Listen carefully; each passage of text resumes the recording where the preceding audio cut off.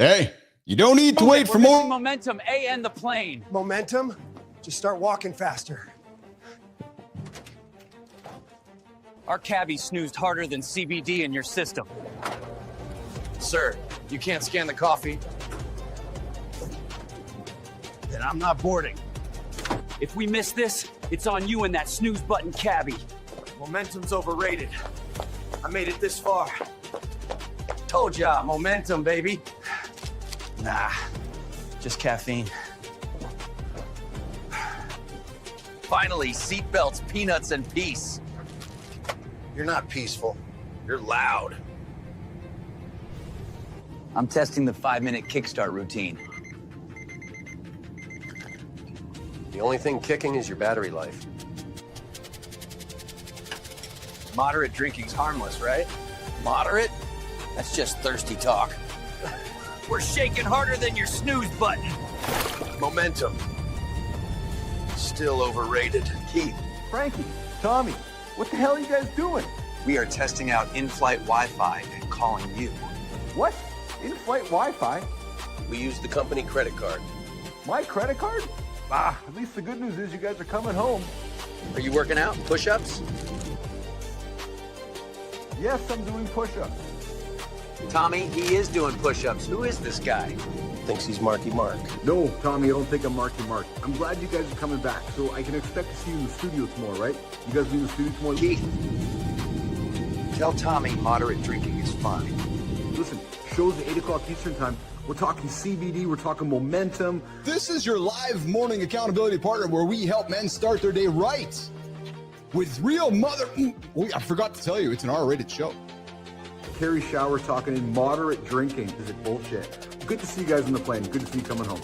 Right, so that's why we are calling. We have decided to take a detour, baby. Life is full of detours, and we are taking one. Boom. It was all Frankie's idea. What? You're not coming home? What the fuck, man?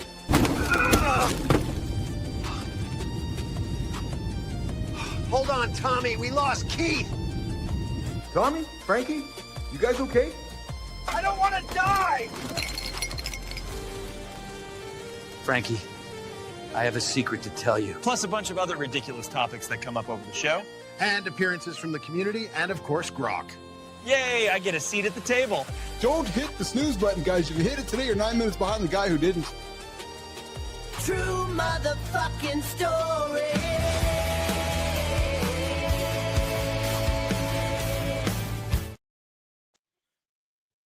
You don't need to wait for... You don't need to wait for motivation to show up. Today, we're exposing the myth of momentum and showing you how to start moving before your brain even gets the memo. Coming up right now, Mornings in the Lab with Keith, John, Marty's here too, and all of our friends. Oh yeah, Grok too. Let's get after it, Melissa.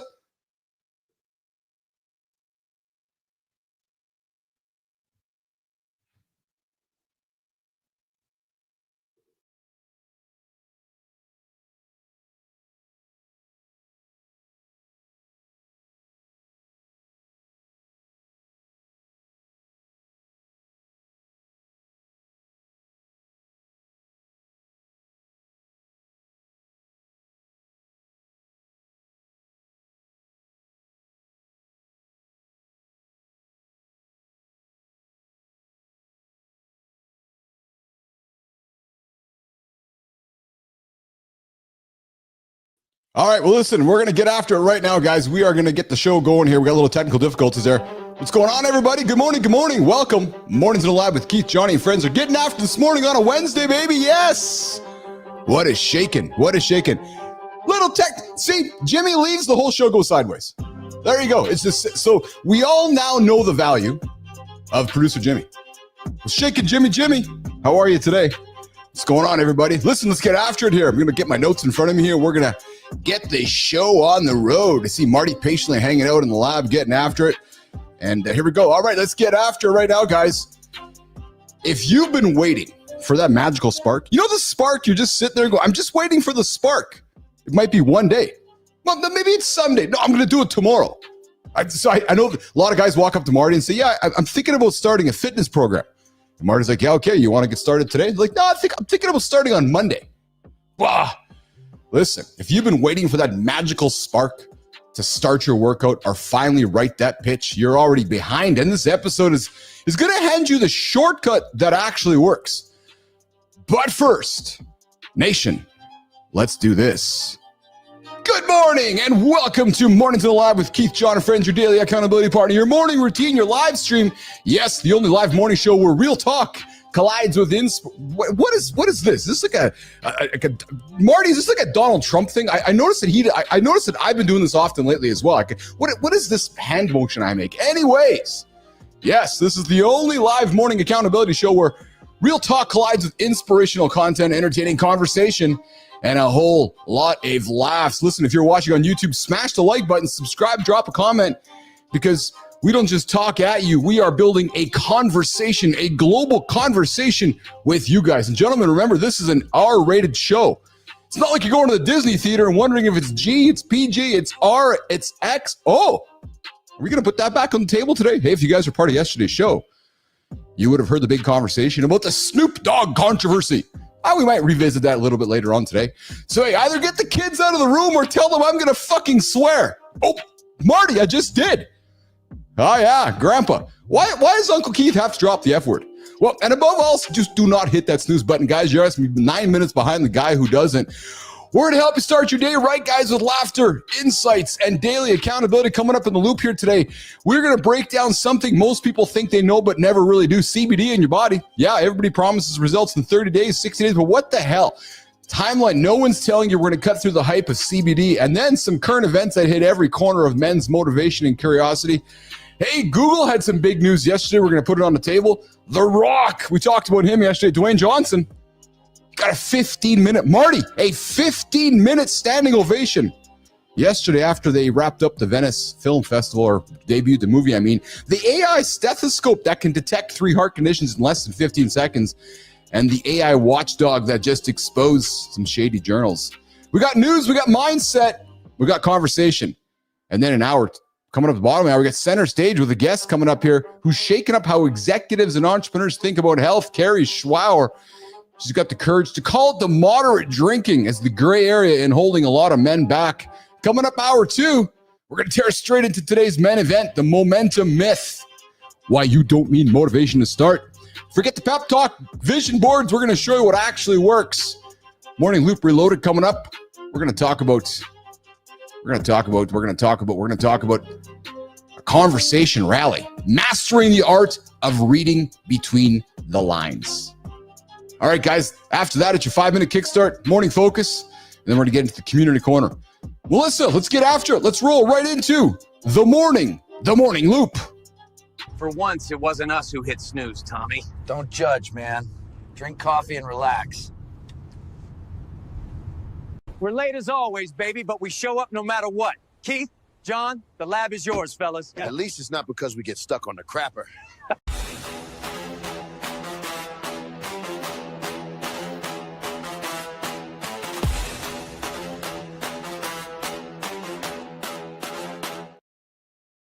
Good morning, nation. Good morning, nation. Good morning, comments. I see you guys all in the comments. Hey, listen, we got Melissa on the buttons today because Jimmy's off being a dad, as is a well-deserved rest. So we got our brother from everybody's mother. Whoa, did I just say that? Matty Roof joining us in the comments. Kindness rising. Come everybody say hi to Matt in the comments. Matt's rocking and rolling down there. We got John Petrocelli, the bullshit professor. I love that Petro's here because we're talking with our guest today, and she's talking how moderate drinking's bullshit. Well, we actually have the professor of bullshit on the show here today, Dr. John Petrocelli, joining us in the comments. I love to see that too. And hopefully he's going to have some feedback. Good grok here as well. And you guys can join the live conversation right now in the comments. Vertical stream is happening. The Mornings in the Lab community is getting after it. Or 431-300-3005. You can join the live call. Melissa, let's bring Marty up on the screen. I got the horizontal, Melissa. You look after vertical. I got Marty up here. And let's bring him up here to shake and rock and roll. What is going on, Mr. Christopher Martin? Oh, I got you no audio. We get Marty sorting his audio out. Can you hear me? I can hear you now. Can you hear me? All right, sorry about that. What's up, man? How are you, pal? I'm A1 since day one. How are you? A1 since day one, eh? I'm good, buddy. I'm good. I'm having a good morning. A little good walk this morning. I had a good little. Did a good stretch this morning. I did some long holds, Marty. Some long holds. I did some Superman long hold Supermans. You know how we talk about that here in the show. Because I don't want to say I buggered up, because I hate the word buggered up, but I tweaked. Maybe I tweaked my back last week. So I've been working on just and as Johnny would say, it's a weak back. Well, I don't know if I have a weak back. I just think I twisted something. So I was just stretching, brother. Yeah, how are you? I'm good, man. I had an okay stretch today. Why just okay? You know what, man? I was dragging today. Oh, yeah. Hey, but you showed up. I did show up, but I was definitely dragging, man. It took me a little longer to get out of bed. But I want to go there. Let's go there, because I didn't hit the snooze button though. Yes. But you just said something which I think that often we wrestle with in our brain. And you've said it many times. You've said it to me. You've said it on the show. You said it to Johnny. I know you've said it to your clients. You know, you would rather have you showing up 10 days in a row at 80%, 90% instead of 2 days out of 10 at 100%. You're like, no, man, I'm getting after it every single day. Some days are going to be better than others. And it's the power of consistency, Marty. Yeah. And if you don't show up, that's not being consistent. Yes. And a lot of times you lose your progress. You got to start over. Yes. Well, that is not true. Yeah, absolutely. Yeah, absolutely. A lot of people don't look at it like that, but that's just the way it is. Yeah. So, hey, let's resume our chat yesterday. What we had with let's resume a little chat we had about the Snoop Dogg yesterday. I see Marlon Wayans was in the news about that conversation, and just addressing the topic around, should Disney be having those shows in the theaters? And Marlon was like, I'm tired of defending Snoop, man. And he's like, this is just real life. And it's hard to argue with that comment, Marty. It's hard to argue that. And I know that we had a great chat yesterday, and it's hard to argue that there's real life there. And sometimes we get put into situations where we have to answer questions from our kids that we don't want to have to answer. Well, the thing is, if the world is transitioning into that area, at least now we know. Yeah, well, there you go. Anytime there's change, there's going to be some type of friction or some type of pushback, Yes. And change isn't a bad thing, Marty. No, it's not a bad thing. But like I said, at least now we know. But if you didn't know before and you weren't prepared to, maybe have that talk with your kids, now you know. So it makes more sense moving forward. And maybe that's something Disney's going to do, so that can be the new expectation for taking your kids to Disney movies. Yeah, that's fair. That's fair. All right, well, let's get into it. I got a bunch of fun topics to throw on the table today. We got our guests coming up here. I see her in the green room there. Kari, I see you in the green room. I see you on the horizontal. I'm checking to see if I see you in the vertical. I'll get in there as well. Yeah, awesome. I see you coming in there as well. That's awesome. Melissa, if we have a transition for what are we talking about today, let's put that on the table so Marty and I can dig into what's happening in the world today. Hey, Keith, what are we even talking about in the lab today? I can't remember. That's because you're too focused on coffee, man.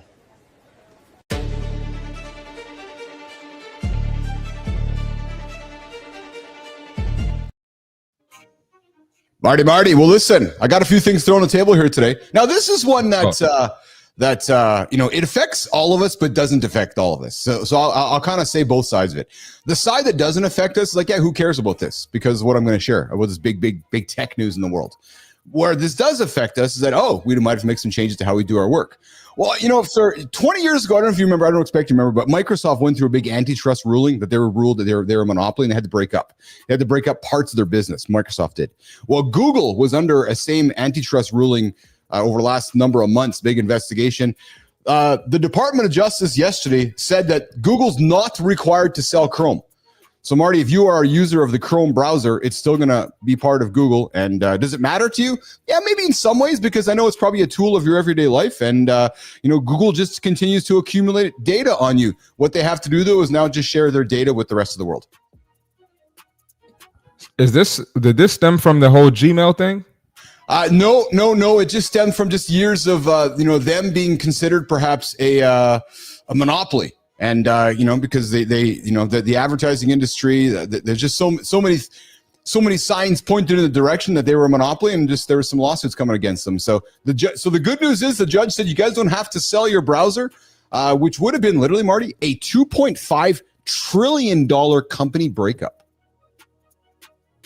So what do they have to sell? If They don't have to sell anything. Yeah, they don't have to sell Have nothing. to sell anything. Okay, cool. Okay. What they're going to be allowed? They have to share some data with the world, but for the most part, they do not have to. They don't have to share. They don't have to split anything up. Hey, get this. So here's something for you. And this is kind of a no-brainer for me when I heard about this one. There's an AI stethoscope that detects heart conditions in 15 seconds now, and that seems to make sense. You think about it, right? Like you put what's a doctor do? He listens to your heart and then he makes a decision based on what he hears. Well, if AI can hear it better than the human, why wouldn't we use that? I mean, it's all about efficiency, Right? Getting stuff done quickly. Yes. But is this going to affect jobs, or is this going to enhance jobs? Well, so I don't know how much it's going to affect jobs. I think that for the most part, it's going to help doctors provide results quicker. They're going to be able to get they're going to be able to detect a heart condition in perhaps as little as 15 seconds, right? So I think it's I can't see how it's bad. I go to the doc and he puts the old stethoscope on and listens to what I have to say, and then all of a sudden he's got a bunch of information on me quite immediately and instantly. I tell you, AI is going to change the world of medical. The medical profession, man. Are the big back doctors going to use it on themselves?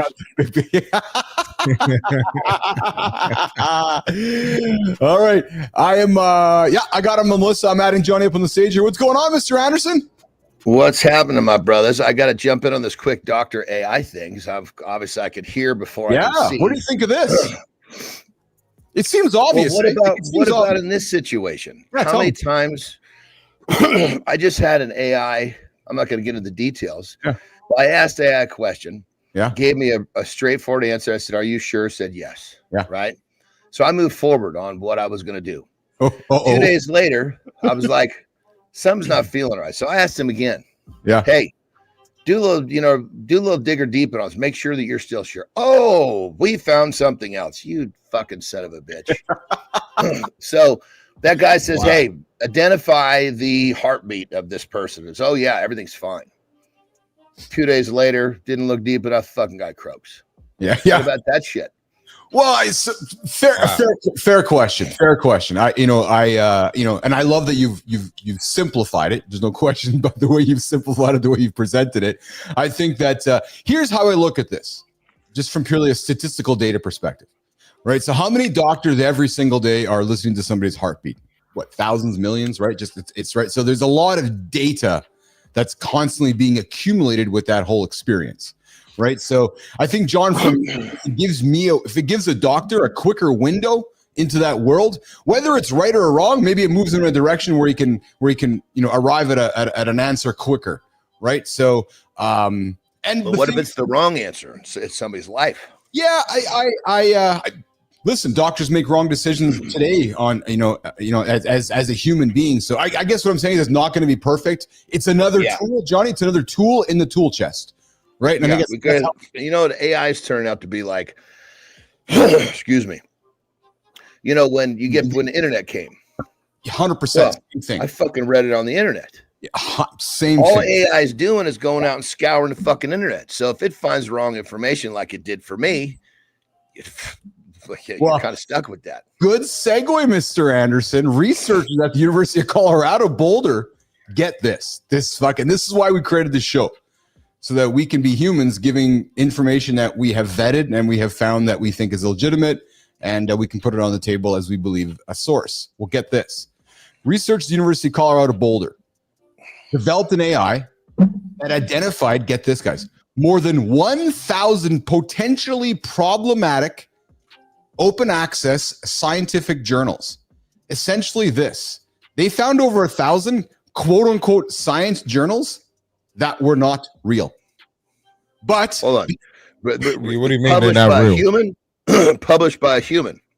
Well, not necessarily. Yes and no. It was humans using AI to create these fake journals and mask them as real life scientific journals. So they found over 1,000 of them that and then Johnny, and they would charge you for them. So John's like, okay, I need to go and read this science journal and pay for it. All of it fake. Yeah. I mean, I'll be a little more detailed what I was doing. I was looking into finding the stock that was just getting ready to come. You know, sometimes these stocks kind of hover, nobody knows, and then they hit the market, right? Yeah. So I'd been kind of hearing some shit about this. So I was like, okay, well, let's just fuck. I'm not going to do the research, but let's have this little motherfucker go do it. Well, look what happened. Yeah. The motherfucker was very sure until all of a sudden fucking there was enough information on the net where he wasn't very sure. Here's what's clear to me. Here's what's clear to me more than ever, actually. And it's this idea that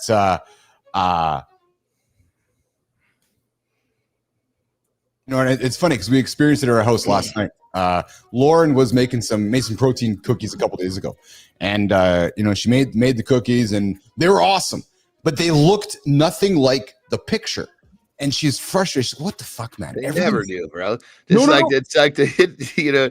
So go ahead. Sorry. You take a picture of some real cookies. But what it was more so along the lines of, I don't know what's real, what's not real, what's fake, what's generated by AI, and it just goes back to why you can see this idea of many big communities forming around the world.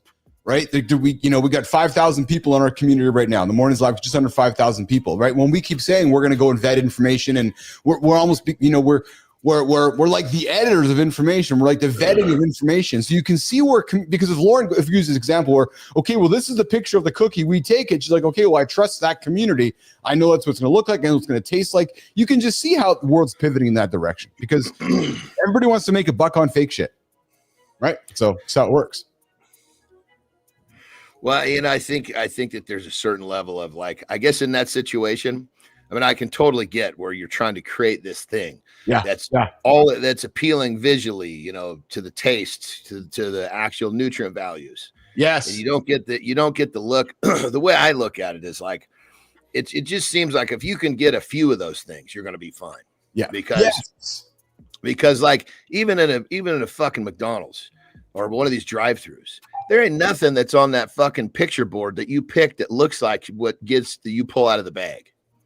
Yeah, 100%. Yeah, absolutely. We got John Petrocelli, and the fact that so many people have paid for fake science, yes, is evidence that many people are bullshit detection incompetent. Isn't that true, right? Because somebody reads a piece, they go and spread this. Here's what happens, right?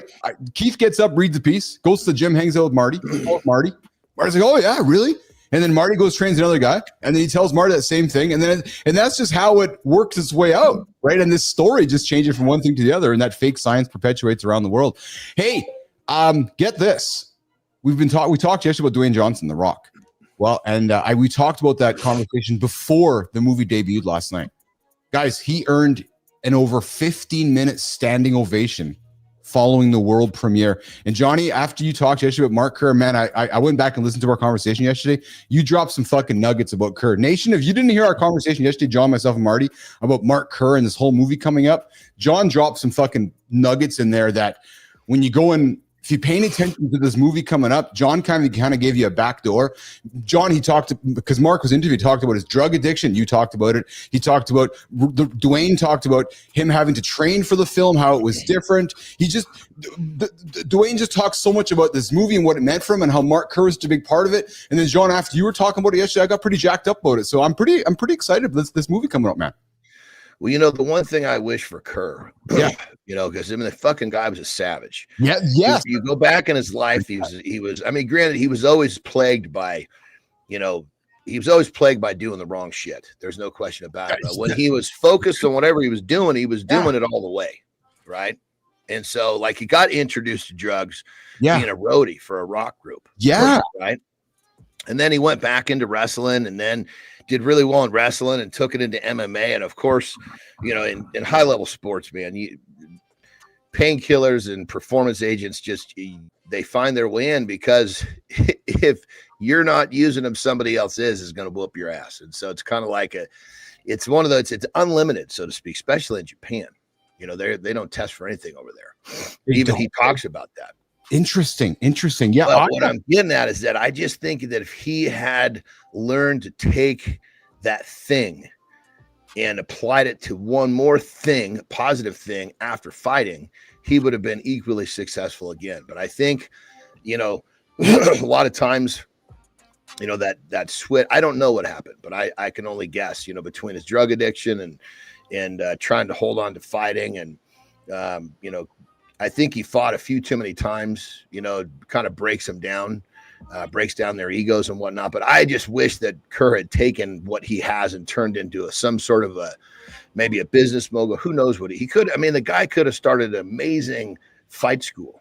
You know, he's got a pedigree that so few people have him. He was fighting back when fighting was not even really fucking legal, back before the UFC could even do it in the USA. I got to tell you, man, Anderson, since you've been talking about it, and obviously I'm a fan of Dwayne Johnson. I like the work that he's done, and I enjoy the stuff that you've done in the past, Johnny. So I got to be honest, I'm quite intrigued by it. And as you've been talking about Kerr, I've been doing my own research on it. Marty, I'd encourage you to spend some time today, dude, looking into Mark Kerr and his story, and then even just how Dwayne and they brought this movie together. It's actually quite a fascinating. And John, you've said it's a human story. It's not a fighting story. It's more like you know, it's more of like a raging bull, more of a human story than a fighting movie, right? And that's why you guys, Dwayne Johnson's been quite.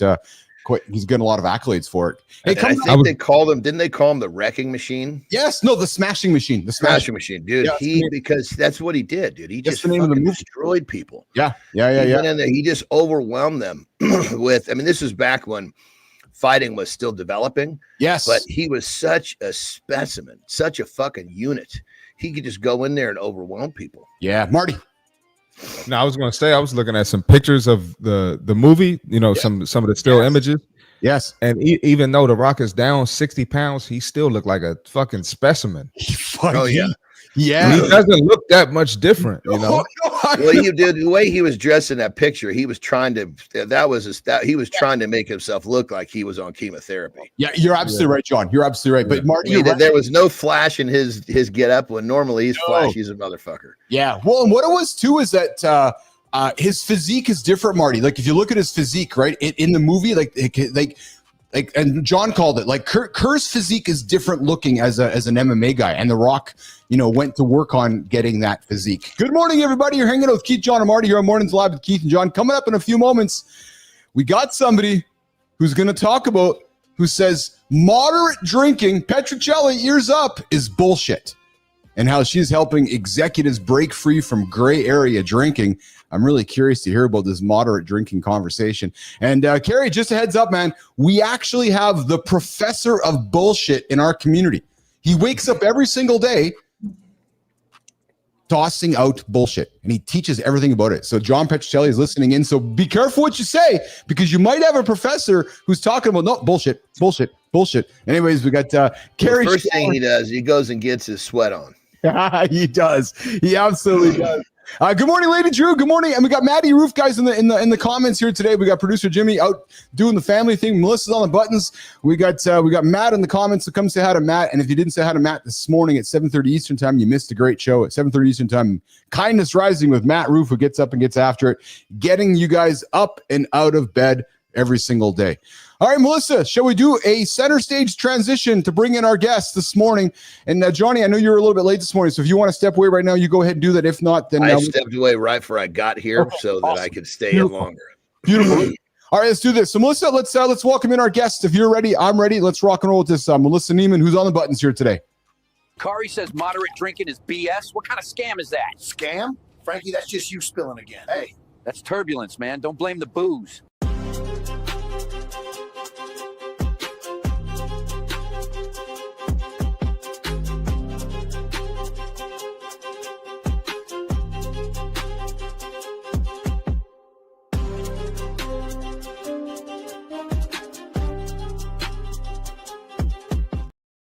All right, guys, picture this. You're cruising at 130 miles per hour in a Porsche pace car, living the high life, successful on paper, but secretly you are drowning at a glass of wine. That turned into 4 every single night. That was Kari Schwear's reality before she woke up one day and decided this: I'm done living in the gray. Today, we're joined by Kari Schwear, the executive life coach, has become the secret weapon for business owners and leaders who look successful on the outside, as handsome as Keith, John, and Marty are, but are secretly stuck in what she calls the gray area. After spending years in the fast lane, Kari made a life-changing decision to break free from alcohol without hitting rock bottom. 9 years later, she's helped hundreds of high-achieving men, yes, mostly men, which is why she belongs here today, stop lying to themselves. She's a 2-time best-selling author, breathwork facilitator, and the founder of Grey Tonic. Melissa, let's bring her up. Let's bring her into the lab this morning. Kari Schwear. Good. Hello. How are you? Good. How are you? Good morning. Good morning. I'm so good.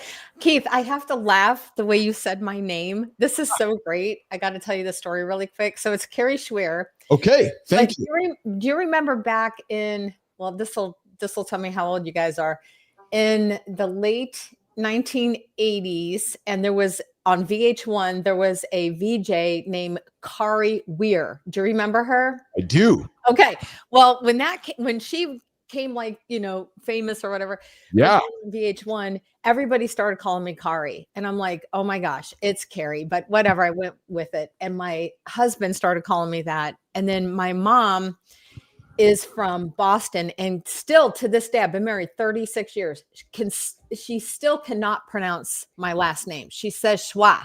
I'm like, Mom, it's not Schwa, it's Schwear. She's like, that's what I'm saying, Schwa. And I'm like, oh my God. So my husband is a joke, and my closest friends, and now everybody that's watching the show will know my secret, that when you really want to be my good friend, you call me Kari Schwear. So you actually said that, and I busted out laughing. Awesome. Okay, so what is your name? Is it Kari Schwear or Kari Schwear? It's Kari Schwear, but only my good friends call me Kari Schwear. Kari Schwear is joining us here today, all the way from where, Kari?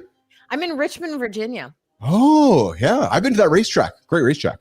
Yeah, it's all right. Yeah. Right. Yeah. We have a better racetrack in Virginia, though, which is Virginia International Raceway. That's more my speed. Okay, there you go. We're talking racing. Oh, yeah. Oh yeah, I'm a car girl through and through. I grew up with Porsche. I worked for Porsche. I think it's the best brand out there, and they're one hell of a car. So that's awesome. Kari, meet John. Kari, meet Marty, my two hosts on the show here. Yeah, hi Marty. What's going on, Kari? How you doing? I'm great. Thanks. John, good to have you here. John's a Porsche fan too. Who is? John. Oh, actually, my wife is, so I just kind of joined the party. Oh, well, good for you. You're a smart man. Listen, happy wife is a happy life, right? Yes. Yes. So Kari, 130 miles per hour in a Porsche. Oh yeah, that was a VH1. That's pretty easy to do if you got a Porsche. Very easily, but not on this particular track. And that was on the back. Oh, you're on a track. Oh, look out. Of course, yeah. And yeah, go ahead. I'm sorry. Let's see that moment. So you're doing this. You're driving the car. You're having a good old time. But there was something going on in your skull. There was something going on in your brain that maybe it was fun and exciting, but deep down it was the wrong thing. And I'm being serious. Were you drinking the night before? Did you have a couple drinks the night before? Was it a fun day? No, I'm not suggesting you were driving and drinking. That's not at all. It's not what I'm suggesting at all. I'm just wondering, like, when you were going through this moment, were you kind of like having that, this is just enough. Like, this is wrong. Yeah. So for me and most of my clients that I've worked with, and I hear this repeatedly over and over again, it is about a 2-year period where you're in this contemplation stage, pre-contemplation, moving into contemplation, where it's in the distance. It's out here. Like, I think I'm drinking too much. Why did I do that again last night? And I was very much. That's the worst. That's the worst right there. God damn it. Why did I do it again? Yes. And I was very much of a gray area drinker, which a lot of people fall into this category. About 75 million Americans, this was according to a study done 3 years ago with Psychology Today, estimated 75 million Americans identified as a gray area drinker. But you know what? That's for people who even know what the term means. I think it's more than that. Although a recent study just came out that only 54% of the population of America are drinking. That means that has declined significantly over the past 2 years. So more people are jumping on this bandwagon of it is a superpower to be alcohol free. And, I know that ruffles some feathers because trust me, I used to love my wine. My husband loved his bourbon. Neither one of us drink anymore. However, when alcohol starts to bite you in areas of your life, your energy, your clarity, your purpose, your true desire, it's affecting how you sleep. I mean, hormones, especially for guys, right? we're trying to be it all the time, and it becomes exhausting. So when you start to wake up and have these internal feelings over and over and over and over again, and that little voice won't shut up, that's when you need to do something. So for me, it was a 2-year period before I was like, you know what? I need to start getting serious about this. I totally agree with everything you're saying. Just so you know, I'm not a drinker either. You know, when I drink once a year with my kids on 4th of July, and it takes me about probably 10 days to get back to the place that I exist without it. But the question I'm curious to know, what are your thoughts? Maybe you do, maybe you know, maybe you don't. Statistically, they've dropped that much. Is it because people have gotten smarter to no substance, or because they've just traded it for another one? Yeah, that's a very good point, John. There is some studies out there now, depending on the age group. The age group that I'm in and that I work with is in the 50s, 50s, 60s, late 40s, that sort of thing. But the younger generation, yes, they are trading alcohol for marijuana or other substances that will help them relax. And that's not actually solving any problems, right? No. That's just creating another problem. But I think older folks like me, I can't believe I'm saying that. I'm still young at heart, right? But I think that there is something to be said of, our generation we started early. I know I did. I had my first drink at 7. I got drunk, my first drunk at like 11. Yeah, me too. So, a lot of things happened. That's crazy. When I was younger, and that was normal for us, right? And this is what we did. But now the kids are smart. When I say kids, the Gen Zers, they're much smarter than they once were in terms of alcohol, but they are turning to other substances now, unfortunately. I don't know if they're as smart as I was when I knew how many parts water I could put into my dad's vodka bottle or rock bottle when I had a few sips. Or hide your 6-pack in the woods, in the snow. Yeah. Or doing the old back roading. Let's go buy a 2-4, put it into the back of the car, and go drive down the gravel roads and crush them until we're done. And people are like, what? So yes, Johnny, that's exactly. Yes, Marty, yes, exactly. You're an expert. You're an expert. Well, when you play your cards in a way where they just don't think you would do it, then you can do it and they don't even know. Yeah. Exactly. I want to add a perspective from a 32-year-old. Yes. I think now with social media evolving and everything, a lot of more people have side hustles. They have a second job. They have a business on top of their regular job too. And I think a lot of people realize they can't operate at a high level. That's it, Marty. They're drunk all the time. If you're getting drunk every weekend. So at least in my group, my peers, that's probably a reason why drinking is down as well. Yes. Good morning, everybody in the comments. I see you guys out there today. We're hanging out with Kari Schwear. Kari Schwear, Kari Schwear, Kari, whatever you guys want to call her. Her mom doesn't even know her name, so her mother-in-law. So we're calling Kari Schwear this morning on Mornings. That Boston accent is crazy. It is. It's awesome. I see you, Enzo. I see you, 3-or. If you guys got questions for Kari, I'd love to see them in the comments. What's going on, Sullivan? What's going on, B-Drive? What's going on, Spartacus? Hey, Kari, talk about your Decide model. You have this model, and I was quite intrigued by it. It's called Decide, DECIDE. Would you mind breaking that down for us? And when you look at that D, what's that first D that trips most people up? Well, it's not actually the first D is the easiest. It's having a desire. It's wanting to make a change in your life, and desire is the catalyst of all change. We got to start with that. However, if there's any resistance to that desire, which is all the excuses, the stories, the background, all the things we can't even move influences. Forward. So the D is the desire. Having desire is truly an innate thing. I think we all have a desire to be healthy, to look good, to feel good. Yes. I work out with a trainer 4 days a week because part of that is I have a strong desire to live the rest of my life as healthy as I possibly can with as much cognitive ability that I can. So that's my strong desire, why I do the things that I choose to do. So having that desire is the first step. And it can, if you have resistance, you might as well just stop right there because we gotta figure out what that resistance is first. Can I sneak in real quick? You're the perfect person to put the stamp on this. People say, well, why is alcohol bad? Right? What is it, especially in the fitness? It's going to hurt my progress. And my answer is this: alcohol is poison. So your body's going to worry about getting rid of the poison before it worries about reaching the goal. So can you just expand that a little bit? Because people, I think they hear that and they just don't believe it. Well, why is poison? Why is that okay? Why is it a part of our society? Well, look at all this shit that's poison. But I think if people can understand that, it may be easier to realize. Right. I just read an article about this. It's so funny because like intuitively, I know this. I think a lot of people do, but it is a toxin. It takes our body. It wants to break down those toxins first, and it depletes us of the nutrients that we're working so hard for. So even if you're doing all the things, you're taking the supplements, you're doing the creatine every day, you're, doing your pre-workout, you're crushing it at the gym, and then you fall apart when you're out on the weekend. I mean, having, like a couple slices of pizza, not a big deal. Have a couple drinks with that pizza, it is a big deal, right? Your body is fighting to break all that down, and it's depleting you of what you're actually working so hard for. So you're actually spinning yourself on the treadmill, not literally, but figuratively, for nothing.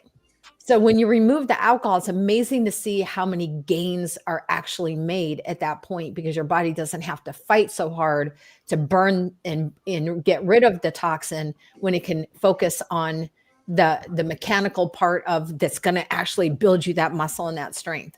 So there's so many studies out on this that you can look it up. I mean, we all know this. Intuitively, we know there is no amount of alcohol that is considered healthy.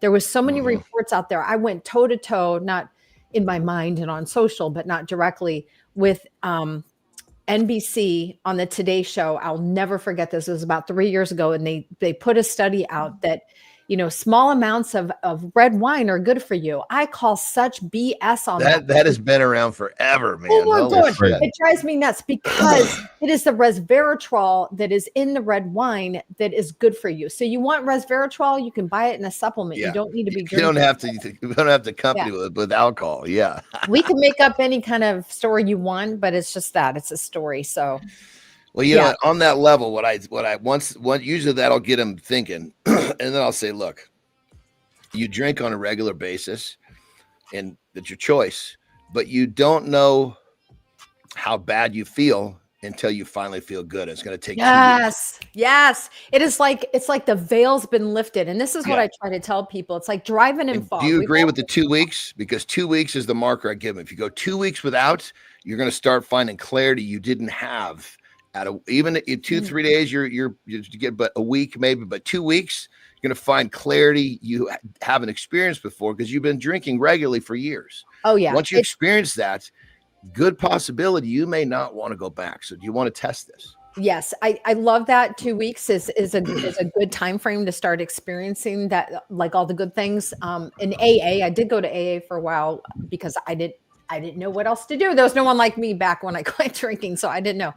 But one thing AA taught is about being on the pink cloud, being in a pink cloud. And that's what it refers to, is like, oh my gosh, all of a sudden I can see so clearly. It's like I'm not in a fog anymore. I'm on a cloud and I can see so clearly. So that's a good analogy. Yeah. However, it takes an average of 66 days for a habit to become automated, and up to 18 months for your brain to really rewire the way that you are being. In other words, your identity, which is a huge piece of this. So anyway. 100%. I love Good morning, everybody. You're hanging out with Keith, John, Marty, and Kari. And I just want to throw this on the table. Today is our Wednesday, which is our conversation rally show today. And Kari, last 3 weeks, Johnny and I, for the next 7, we're teaching a mini course in our show about how to have a conversation. For those that are tuning in right now, are listening to an exceptional conversation. You want to know why? What you're listening to right now is a tennis match, you guys. John's talking. He's throwing the ball over to Kari. Kari's talking, throwing it to Marty. And this is how an entertaining conversation works, you guys. So tune into the show a little bit later on. We're going to teach you guys on how to read between the lines. You hit that ball, hit it across the line, and it goes back and forth, back and forth. Some comments from the community down here, and I got a question from Enzo, and it's a good one actually. And Marty, I'm going to kind of throw it to you if I can start it with you from Enzo, but it's a good one. And his question is, for a younger viewer of the show like myself, and just for everybody to know this, man, and I just got to call it out there. When Keith and Nicole started the show March 7, 2024, there was nobody here. And then when Nicole had to move on with life, Marty showed up. Marty picked up the lamp, and he was hanging out with me. And then we had this young man from the future, New Zealand, show up. His name is Enzo. And Enzo has been one of the first viewers with us from day one. And now we get 5,000 people in our community, 30,000 people showing up to the show every single month. And Enzo is here today, as he is regularly dropping some comments. Enzo, lots of love from me to you. I know from Marty to you as well. But Enzo's got a question, and it's a good one. I think it's a very legitimate one, which is this. Hold on, where's my love for Enzo? Jesus Christ. Don't I get to be a lover too? I did that on purpose, Johnny, because I wanted to see if you were listening, actually, and you were. I love it. You see how Johnny wants to be included, but then when I want to be included, it's a problem, man. I love it because I did it on purpose. And I'm like, I'm going to leave John out to see if he fucking jumps in the good old conversation rally. But Enzo asked this question. You know, as a young man growing up, and so Marty and then to Kari, as a young man growing up, is it okay to have a couple drinks a day, even socially? We know the answer is no, but help a young man navigate. Marty, you're going out with your buddies, 31, you're having a couple drinks, yet you know it's bad. Did you say a couple drinks a day? No, I said when you go with your buddies, you'll have a couple of drinks. And okay. How do you reconcile that with yourself? And what kind of advice would you give to Enzo, Marty? I'd say obviously staying away from it, like you said, is probably best, but you got to manage it and you got to be on top of your other stuff. You know, are you doing your schoolwork? Are you in the gym? Yeah. You know, are you handling your priorities? If you still live at home with your parents, did you clean up? Did you do what your parents asked you to do? But if you're outside drinking and you're not handling those priorities in your life as a young man, you need to get your shit together. You know, yeah, I got a slightly different spin on this. I love that, Mart. That's good shit. But what I would say, tag on to what Marty's saying. So I'm just going to build off what he's saying. Yes. Interest. Yes. If you don't have a bigger interest in your life rather than going getting fucked up, then it's going to be hard not to be fucked up. But like, tomorrow after I help my buddies, I have this thing that I do that I'm really interested in being good at and improving at. It's very easy to tell your buddies, you know what? I mean, when I was in college, I used to take one long neck beer and I would hold it by right here. Yeah. So my hand wouldn't warm it up. And I could fucking nip on that thing the whole fucking night and not even get a third of it down. I'm going to come to you, Kari, in a quick second, but I just want to share my personal journey.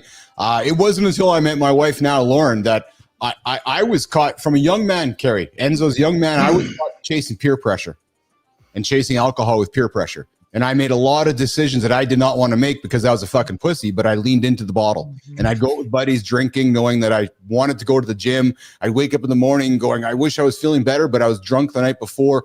And I made fucking years and years and years of bad decisions.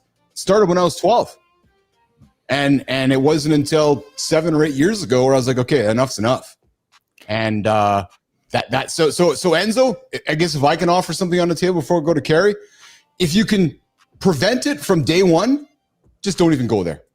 Just go and fucking don't go there. Have some soda, have some water, have some cannabis. Just don't go to the alcohol side of things. Kari, because Kari, you're on the cannabis show here. You got the cannabis connoisseur here. But Kari, talk about what kind of advice did you give to Enzo? Listen, everything in life is about choices. It's all about choices. And being in a gray area, by the way, is a choice. If there's one message I want for every viewer or listener to take away from today's conversation, is it is a choice to be in the gray area, which is such a beautiful thing, right? Oh, yes. Because when you no longer have a choice, then it's a different story. It's too late. You've hit rock bottom. You have multiple issues in life. Don't let it get there, which is why I can't. The decide model, it just so happened that everything fall into place with the acronym, but it is about you deciding on a daily basis what you want to do. And that's what I thought your first D was going to be, was decision. No, it's having the desire. I'll go through it really, really quick because I know we'll be running out of time here. But the E, because this is so important. If you can write this down. Yeah. The D, desire, we talked about it. E, exploring your why. Why do you want to do this? Why is this change so important to you? And you got to go deep on this because it is your guiding north, whatever that why is. A lot of times for me and my clients, it was being a good role model for my kids to live a long, healthy life. My dad has Alzheimer's right now. I'm like, I'm doing everything I can to prevent that from happening for me. Right. So that's my why. You got to know what your why is because you're going to be leaning on it every single time you get tempted or knocked off and you're saying F it, you just want to go drink. Your why is going to be your anchors and it's going to be your guiding north. So explore your why. C is having commitment to self. This isn't a 98% commitment because if you got 98%, that means 2%, you got a back door open and this in the quickest, easiest way is to slither out that back door. You gotta be 100% committed. The I Keep is the back door closed, baby. I love that. That's right. And if I can add to it, what you're saying, Kari, is you're saying burn the boats. Don't leave one boat kind of open because you can get into it. You're no plan B. No plan B. And right now, all this sounds really good to be true. Like, oh, okay, I can do that. I can do that. You know, you're thinking this ahead of time, but the I is the most important, and that is identity shift. What do I mean by that? You have to be willing to move into that person that you want to already be. So if you, like, for example, when I started working out again, I was a gym rat in my 30s and then kind of took a whole decade off. That's when my drinking career was in full swing. Buddy. but now it's funny. My trainer always says to me when she puts on heavier weights for me to lift, or she encourages me to do something harder. You know what she says? She goes, "You're a fit girl now, Kari." Yeah. And there's something about that psychology that I'm like, heck yeah, I'm a fit girl. I can do this weight. I can deadlift 130 This is what you do. Yes. This is what you do. What's up, Exactly. Eve? It's what I do. What's up, Eve? I see it in the comments. You know what I love with you, Kari? You know what, Johnny Moore, you know what Kari just said I love? Is that you said you went to the gym. She didn't talk about cardio or yoga. She's like, yeah, I went and fucking lifted. I went and lifted. Oh, we just lift, baby. We lift. I love that. I love because you're hanging out with lifters here. So I love the fact that you lift heavy things and put them down. Johnny. Yes. Kari, you know, one of the things that I really kind of hold, I work with my clients and I hold this to myself, especially in my own development early on, is they say a habit can start in 21 days, but you know, that's bullshit. That knocks off real quick. So habit turns into part of your lifestyle. Lifestyle will turn into a state of mind. And once it's a state of mind, it becomes who you are. And that's your identity. It's your standard. We don't get our goals. We get our standards. Standard. That's it. Yeah. It becomes yours. And we have levels, right? So it's like you keep coming up levels. Like, you know, obviously you lift, John, right? I mean, it's very apparent. But you get to a point of like lifting, even with the amount of weight, and to challenge yourself, you got to raise that weight. So it's this constant new level. Let me finish this out. D, the second D in decide is daily habits. Okay, duh. We all knew that was coming. We have to align our identity with the habits that we need to continue to be there. Yes. So that means, you know, whatever that looks like for you. That means, you know, obviously avoiding certain situations. It means eating healthy. It means getting good amounts of sleep. All the things we know we need to do. And we can go on for days about the daily habits. The last E is executing every single day with effort.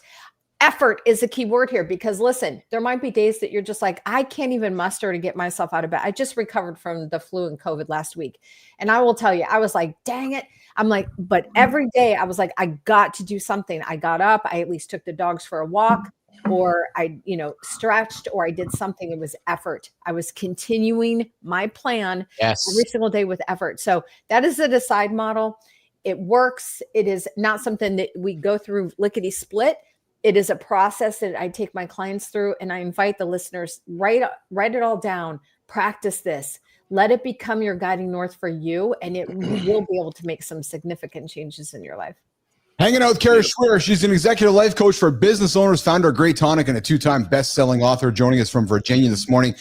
Kari, I got a deep question for you. So one of the social bonds that many men enjoy doing is having drinks.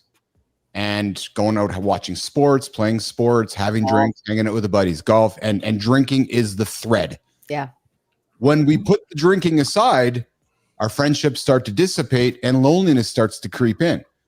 Talk to the men, Kari. Talk to those talk about the conversations you've had with many men that are like, oh man, if I stop this, Kari, I'm not going to have any friends left. Like what am I going to do? This is part of my life, Kari Schwear.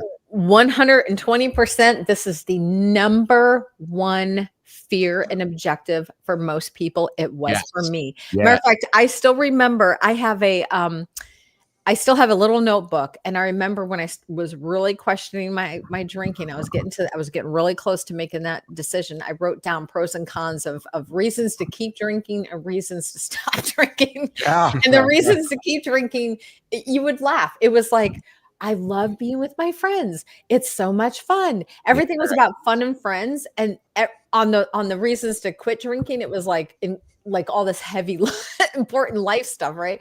It was so apparent. But this is the number one fear for most people. And guys, you know, listen, they're not any, when it comes to alcohol, we're all the same, right?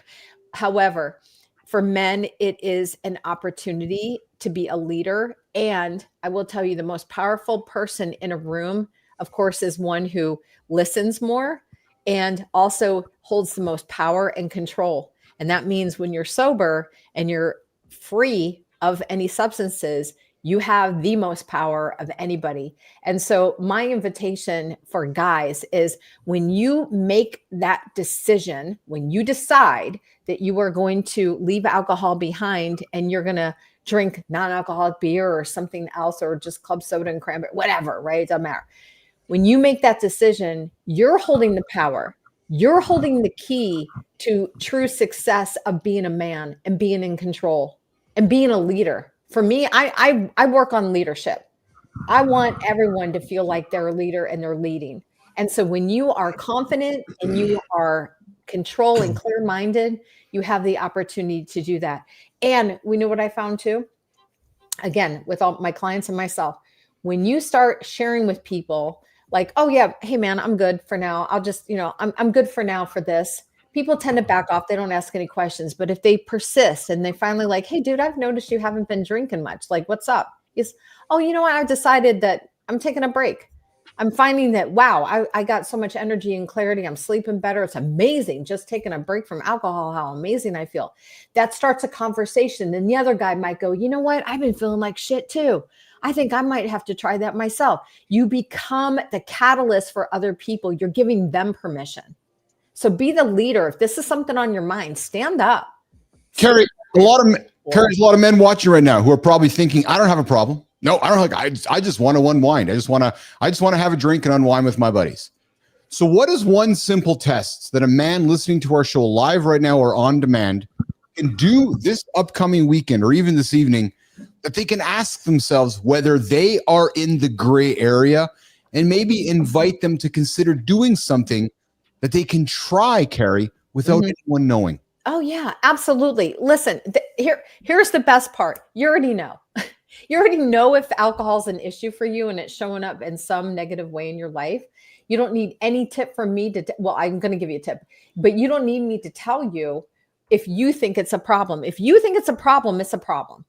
Simple.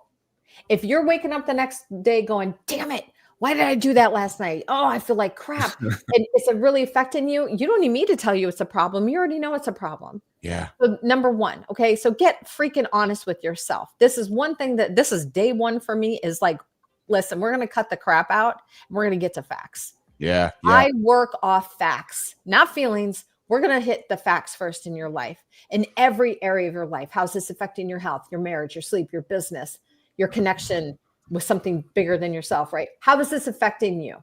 Yeah. Let's get serious. So that's the first thing. But if you want to, listen, you can test yourself all you want. You can go, I'm not going to drink this weekend, and you could be successful. And you're like, see, I made it last weekend. We're going to drink this weekend. We've played all those games. We've tried the 30-day challenges. We've gone a weekend. We've done dry Januaries. We've done sober Octobers. We've done all these things, right? Got it. Did it work long-term? Why not? That's the question you want to ask. What is it that I'm really picking up the alcohol for? What am I escaping from? What am I chilling out from?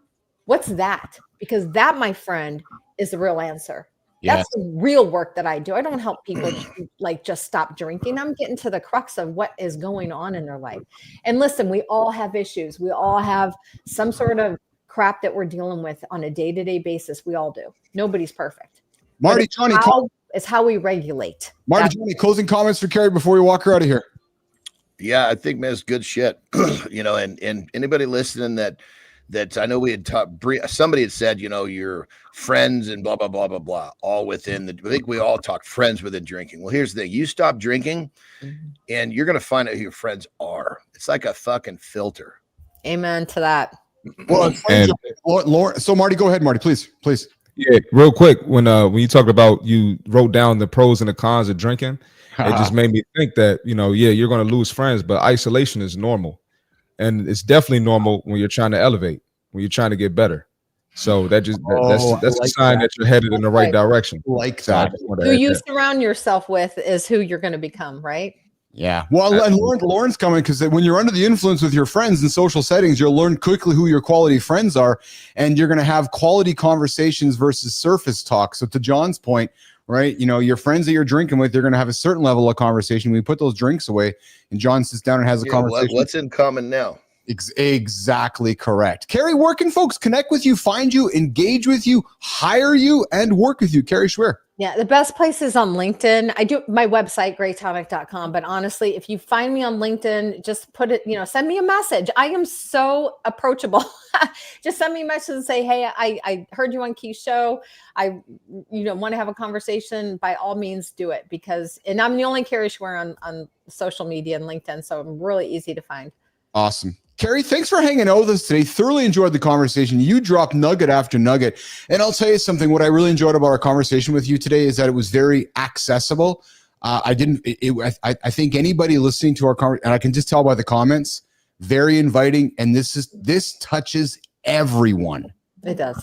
So I certainly enjoyed having you on the show today. Thank you. I enjoyed being here. John, thank you. Marty, you're amazing.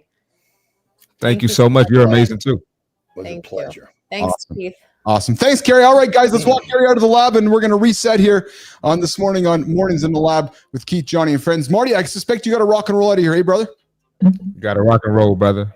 All right, so let's do this. Melissa, let's do this. We'll walk Marty out of here. We're going to do a lifestyle tip with John Anderson, and then we will reset hour 2 after we come back from the lifestyle tip with John Anderson. Marty, have a good day, brother. Lots of love from me to you.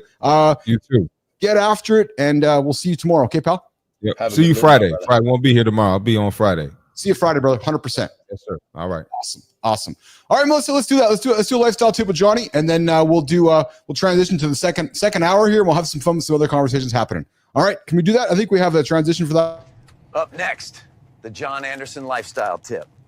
Hey, John, I got my pocket meat right here.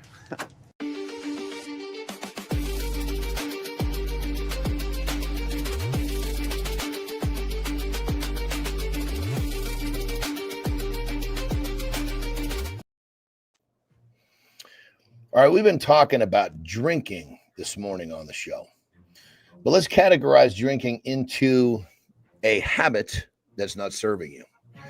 And we all have habits. And many of us have more bad habits than good habits, such as possibly drinking. Or maybe it's overeating. Or maybe it's hitting the snooze button. Or the list goes on. So here's the tip. If you're looking to take your life to the next step, the next level, try not to be that person who says, oh, I'm going to do all this extra shit. Be the guy that says, okay, let's look at these bad habits and let's figure out which one is holding me back the most and just remove one. You remove one bad habit from your daily rhythm and you will be quite happy with how fast your life will start to propel forward. Now, if drinking is one of those things, if you drink on a daily basis, even if it's just 1 or 2, you're going to need about 2 weeks for that clarity to come about. Because if you're drinking daily, you just don't know how bad you feel until you feel good. So keep in mind, drinking is one of potentially many bad habits. Just remove one and watch your life move forward. Rock and roll.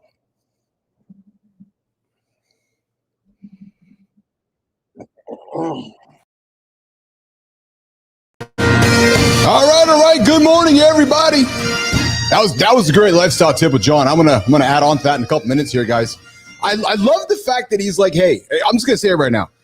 John dropped gold there. He dropped gold. Let me tell you why. I'm this person I'm just gonna share with you who I am, and it's gonna. So when I like to do things, I'm like, I gotta be all in. I'm like, I'll do 10 things at once. Usually I fail at 9 of them. So John's advice is fucking spot on, guys. If you are looking to make a change in your life, and if that's the reason you're looking to do that, good morning, Gil Rez. Good to see you, brother. Do one thing today. Don't try to do 10. Because what's going to happen is you're going to fail at 9 of them, and you're going to beat yourself up, and you're going to fail at the next one the next day. So John's bang on, man. Pick one bad habit you're looking to get rid of, and pick that one first. don't try to do 10 of them, right? And listen, I don't want to go against what Kari was saying. Maybe it means you got to be in the gray zone for a few days. Maybe it does. You know, I'll make the suggestions. You guys make the decisions. But maybe it's saying to yourself, and Kari talked about it's like a 2-year process. But I just really want to lean into Anderson's comment, man. Don't try to do everything at once from my own experience. Right? All right. There's my advice. Welcome back, hour 2, guys. Morning's live with Keith, John, and friends. If you thought the first hour was fun, man, first 30 minutes, we dug into some morning loop. We had Kari Schwear come in to talk about the gray area drinking. And now we're going to get into the main topic, the momentum myth. You've been sold this idea that you need momentum first. That you gotta feel fired up before you can take action. Well, wrong. And I think this conversation with Kari leans into that. The truth is momentum doesn't wait for motivation. Yes, momentum doesn't wait for motivation. You need the lightning bolt. You need the first step. And John gave it to you. John just gave it to you during his lifestyle tip. Remove one thing. That one thing could be the motivation, could be the momentum. That one thing could be the lightning bolt. That one thing could be that first step. Today, we're going to show you exactly how to start that morning, even when you don't feel like it. And then don't go anywhere, guys. We've got a reloaded morning loop. It's about one skill every man needs, reading between the lines, what somebody says and what somebody means and what you should do about it. Plus, the 5-minute routine that kills snooze forever. I know what John's going to talk about. We're going to put that up there coming up. And then, guys, Community Corner, where we spotlight men and creators pushing boundaries on LinkedIn, Substack, and right here with us. But, guys, let's start this conversation off here about CBD. And I'm going to do that here. I'm just going to do a little reset on my screen and do it over here. So, boom, boom, boom, and get some buttons going. There we go. All right. So we know that this show talks about cannabis. We know this show talks about the components of cannabis. Hey, Richie, are you out there, Tom Richie? Yes. Well, CBD. CBD is everywhere, guys. From oils to gummies to sprays. There's Tom Richie. What's going on, Richie? My brother from another mother, a couple provinces over. Richie, I got to connect with you today, bro. I want to reschedule you for next week because I want to be here in the studio when we connect. So I'll send you a note. But this guy's CBD here is everywhere. And Richie, don't get on me if I'm going to do my best not to give anything out. Oh, that's awesome, Richie. I appreciate that. Listen, I appreciate you tuning into the show, and you're here from day. You've been here since you discovered the show, and you've been hanging out with us a lot.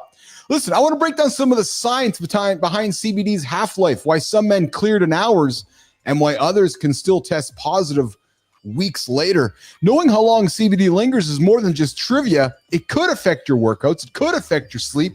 It could affect your mood, and yes, even potentially some drug testing.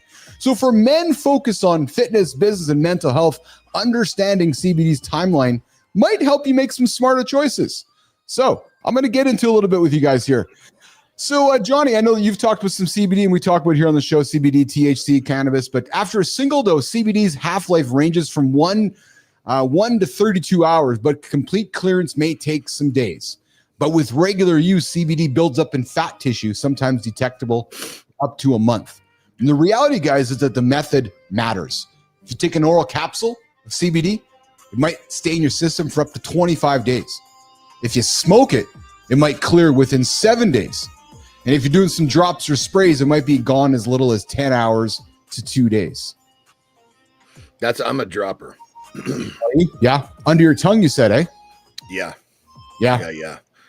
I've got, like I said, I got a CBD sponsor. I've got so much of this shit. Jeez, I got to, does it go bad? That's a good question. That'd be a good question for Tom. Richie, hey, Richie, does CBD go bad? I actually don't know the question yet. It's an oil. So here's a question for us. Hey, Grok, does CBD go bad? Grok. Especially the oil, Grok. Yes, CBD oil can go bad, typically lasting between 1 and 2 years if stored properly. Keep it away from heat, light, and air to maintain its potency. You can tell it's gone off if it smells rancid, looks murky, or tastes bitter. Check the expiration date on the bottle. There you go. So there's the answer from Grok there, Johnny, on CBD. So, guys, if you're a daily user, assume CBD could linger for weeks, not days. And if you're concerned with stressing your performance, stick to CBD isolates instead of full spectrum oils, which may include some trace CBD. So we'd love to hear from you guys with your experience about CBD. The most important point, though, guys, is CBD is not a one size fits all. The way it works in your system depends on who you are, how you use it, and what your goals are. Just like John and I have talked about THC and how it affects us in cannabis. So understanding the timeline, I just wanted to put it out there, guys, gives you the edge to make smarter, more confident choices in your men's health journey today. There you go. Johnny, good chat with Kari. I enjoyed that chat with Kari today. I thought it was really real. And what I thought about that chat with Kari is that it affects everybody. All the things she was saying and even the things you're right, it just affects everyone. Well, it's such a widely used substance. Yes. Well, it's like our conversation with ketchup yesterday, right? So, and I think because it's so accepted, I don't think that people quite understand, that some people may not care. Some people, they come home and all they want to do is forget about the next 3 hours. Yes. I guess they're in the goods. They're using it properly. Yes. But if you're trying to make it better 3 hours. Yes. Yeah. Hey, John, is there anything? So here's a question. I want to get into this, the momentum myth. Why motivation is a fraud. There's no such thing as motivation creating momentum. But I got a real question for you, brother. I want you to dig deep for me if you can. Talk to me about one thing in your life that you thought you needed to wait on to feel motivated. Now, I know that's not part of your life today, but I want to take you back to maybe some of the early years of life where you're like going, okay, when this happens, that's when I'm going to do this. Like you're waiting for that feeling, because we both know, brother, there's a lot of men that they're waiting for that kind of like light to go on, right? It's like a someday light, one day. Did you ever go through that in your journey, John? Well, I think it's a rhetorical thought process. Yeah. Okay. A habit that kind of holds people back, and it's one of those, the way the brain works, once you do something enough, it's familiar. When it's familiar, it doesn't seem like a problem. Well, that's why I love the lifestyle tip. I leaned into it too, right? Because I think we often try to do too many things, and you're like, no, just do one thing right now, because that one thing will get the momentum, right? Yeah. Me personally, I've always been pretty good at taking the first step. Where I faltered early on was that I would take the first step and then fall back off, right? Yes. And so then when I would fall back off, a lot of times I would be trying to get back on the train, so to speak. And that's what I find out, okay, I'll start tomorrow, right? Yes. And so that's that one. Usually it was triggered by food, right? I would fuck up, eat something poor. It was crazy. When I would eat something shitty, it would literally it would take my mind into a place of, okay, well, I'm not going to work on self-betterment. It's crazy. It was was line in the sand, because it was a self-loathing behavior. So once my mind went that way, it looked for more ways to self-loathe. Psychologists confirm that acting first, and you just talked about it, acting first creates that positive loop. So if we can find a way to act, to create that action, it puts it creates that dopamine, that progress hit in your brain, which then creates that motivation, which then creates more action. I think what happens, John, is we have to recognize that if you fail, it's okay to begin again and try again, right? It's that feeling of, fuck, I hit the fridge last night, or shit, I drank last night. It's okay. Do it again. Start again. Right? 100%. And think of like this, and this is something I deal with regularly, right? Where I'm up, I'm moving, it's fucking early. Yes. And I find myself kind of just standing. Like, it's like I'm literally standing still. I'm in the kitchen. I'm kind of looking around at all the shit that normally I start to do. And the longer I stand there, the harder it gets to engage. So I just remind myself, yes, just fucking do something. It doesn't matter what you do. Just start doing something, because movement creates momentum, which creates motivation. Yeah. Now, what is it? You hear me say discipline creates motivation, which the ability to tell yourself start to move, that's discipline. So make it the littlest fucking step. I'm not telling myself to to go get on the fucking climber or do fucking burpees. I'm talking about crack some fucking eggs. I'm talking about pour myself a cup of coffee. I'm talking about any movement of any kind. The lowest barrier of entry is what I'm looking for. because as soon as I crack those eggs, as soon as I do the cup of coffee, now I'm moving, not standing still, everything starts falling into place.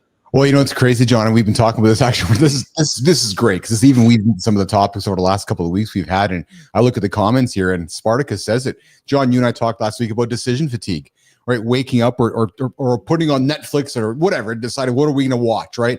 Well, it's the same idea that sometimes we overwhelm ourselves when, like, you're just like, I can imagine you're standing there and your brain's going, okay, you got a million things to do, you think, and it's paralyzing you. So that you're like, wait a minute, I got to fucking start moving. And that's the key. So, because the moment you start moving, the paralysis stops. Well, 100%. I mean, and granted, that's probably most people. They're up, they know there's all this shit. Yes. But for me, I'm slightly different because I've already pre-planned everything. I know when I'm standing there, my brain is not grasping a hold of the first thing I'm supposed to fucking do. So it doesn't really matter what the first is. Just fucking do something. Yes. And everything will fall into place. Yes. So, you know, that whole decision paralysis, I try to get past that by making my decisions the night before. I know. But yeah. Even then, still sometimes it'll happen. But think this, the lowest barrier of entry of something to do to have to get you moving. That's what you're looking for. Yeah, that's so good. Momentum isn't magic, you guys. It's actually math. Yeah, I mean, it's like if you're if you feel like you don't want to do something physical, what's the lowest barrier of entry? Well, and yes, just start walking. And let me play off that, my friend, because if momentum's not magic, it's math. And here's how it's math. When you stack one win in the morning onto another win, that's 2 wins. Yeah, I can do math. 1 + 1 = 2. You've now got 2 wins in your books. And that's why, John, I've always said to myself, if I can get my lift in or my car, like just my human self in every single morning, if I achieve nothing for the rest of the day, in my brain, I tell myself that when I'm laying on that hospital bed at 100 or whatever years old, at least I took care of myself on this date when I was somewhat years old. Like, so because that's the most important thing to me is to stack those wins to take care of me first. Right. And then once I do that, I believe nothing else actually matters, John, because at the end of the day, nothing else does matter when you think about that. Right. So, guys, this is your daily accountability show with myself and John Anderson, and I'll invite you guys to do this. You guys know for a fact, Keith and John are here every single morning. So if you're looking to stop drinking, looking to stop eating, those food noise you have in your brain, I invite you, 8 o'clock Eastern time, come spend some time with myself and John. Come see everybody in the comments. This could be your one thing, John, that could change your life, because you can count on us. And I'm being very serious. You can count on him and I. And I'll go even one step further. Once you come hang out with us, if you need some personal support, you can connect with us off the show. There's ways to do that too. Look at Scott Benzie. So my point, though, John, is that there's no barrier for anybody to stop. All they have to do is find our channel, come spend some time with you and I. Serious. Yeah. I mean, it's a little bit more. Here's the thing. I believe that we'll split the world into the 2 clubs. Sure. There's the 87% that are still kind of they're basically they're unhappy because they haven't found their way. Right? Yes. We're really talking about those people, because the people that are in the 13%, they're fucking up kicking ass and they're not looking. Of course, everyone wants to improve, but going back to what I was saying is that it's those people right there that have been convinced that what we're doing is difficult because the people around them have convinced them it's difficult. You get around the right people, getting up early. Yeah, this is what we do. That's the hardest thing for, I'm going to say, most human beings, is making that decision, looking in the mirror going, I want to be like that, but for me to be like that, I got to get rid of all this. And that's scary to me. Guys, it's Wednesday. We're doing Conversation Rally. Keith and Johnny started this series 3 weeks ago. I'm putting John to work with me right now. And it's going to be called about reading between the lines. When you learn to read between the lines, you avoid misunderstandings, you strengthen your relationships, and you connect on a deeper level. John, this skill is a game changer for men, women, anybody navigating friendships, careers, and even family life. It's what transforms small talk into real talk. So I want to get into how to read between the lines. Johnny, the next time someone gives you a short or vague answer, one of the things you might want to do is pause and notice their tone and body language before responding. Do you do that? Yeah, I mean, if I guess it's kind of like it's really it's an invitation not to continue the conversation. Yes, that's exactly right. That's exactly right. When you hear me say reading between the lines, how do you interpret that as a listener and frankly, as a great communicator? I mean, goodness, reading between the lines is, I think that's what that is. It's being intentional about understanding the whole situation, not just the vocabulary. Because it's like a text. There's you have to make 100%, I guess, decision on what that person is saying based upon simple vocabulary. There's no tones, there's no movements, there's no looks. So reading between the lines would be very difficult with a text type communication because there's not many lines to read between. That's correct. Now, if you're standing in front of someone, there's all sorts of shit you can look into. And reading between the lines is using all of the resources, not just some. Well said, because what you're talking about, John, is context awareness. And how many times have you sent a text, maybe back in the early days of texting too, right? When we were kind of just getting used to communicating that way, when you'd send a text to somebody and you'd read it again going, oh, fuck, there's no context to it. Well, and I resisted that because I was like, fuck, this is not easy to communicate. Yeah. So it's interesting because context awareness, when you're in a physical situation, you can look around what's happening around the conversation, right, John? You can look at the environment, you can consider past interactions, you can see who else is present. And in that situation, you can completely change the meaning of a statement. But when you send a text without context, the person reading it could completely misread in between the lines, can't they? 100%. 100%. And there are more misunderstandings with text communication than probably any other type of communication. Yes. Another way to read in between the lines, John, in our conversation rally series we're doing with you right now is nonverbal cues. And I'm going to say you're good at this one as I watch you, because I'm part of my job of doing the show is watching our guests and just seeing how everybody's kind of leaning in, so forth, and engaging in the conversation, right? Because studies show, John, that up to 70% of communication is nonverbal. So, for example, when a guest is talking and I see you lean in, I know that you're ready to be part of the conversation, right? So sometimes when you're with somebody, if somebody says, sure, no problem, but they're avoiding eye contact with you, or they're kind of avoiding addressing you, you might interpret that there might be a problem. You might talk to your daughters or Terry. You might ask her something and she might give you a response that you're like, wait a minute, that's not normal. That is how you would read in between the lines as well. Yeah, sometimes the actual choice of words the choice of words doesn't match up with all the other stimulus. Well, that's exactly what happens. You're like, wait a minute, you're saying something, but you're acting differently. Something is not adding up, right? And that's exactly it. And that John would be like subtext or sarcasm, where I might say to you, great job with this grin and praise, or I might roll my eyes and you've got to know well enough. You're going, wait a minute, that motherfucker's actually not telling me great job. He's actually jabbing me, right? So learning how to decode that subtext could avoid confusion. You follow me? Yep, 100%. Right? Yeah, and you know, when I was young, funny enough, I was like last week. Well, like when I was still developing my emotional intelligence. Yes, right? yes. I could be one of those guys that would someone could be, taking a stab at me. Yes, and I didn't catch it. I thought it was a compliment. Oh, interesting. I guess at that point I was still too, because I was raised in a very, very warm, I call it the universe that I was in didn't have a lot of that as a youngster. Okay. Maybe shielding, a lot of shielding, like you were very much again a bubble, would you say, like in a way?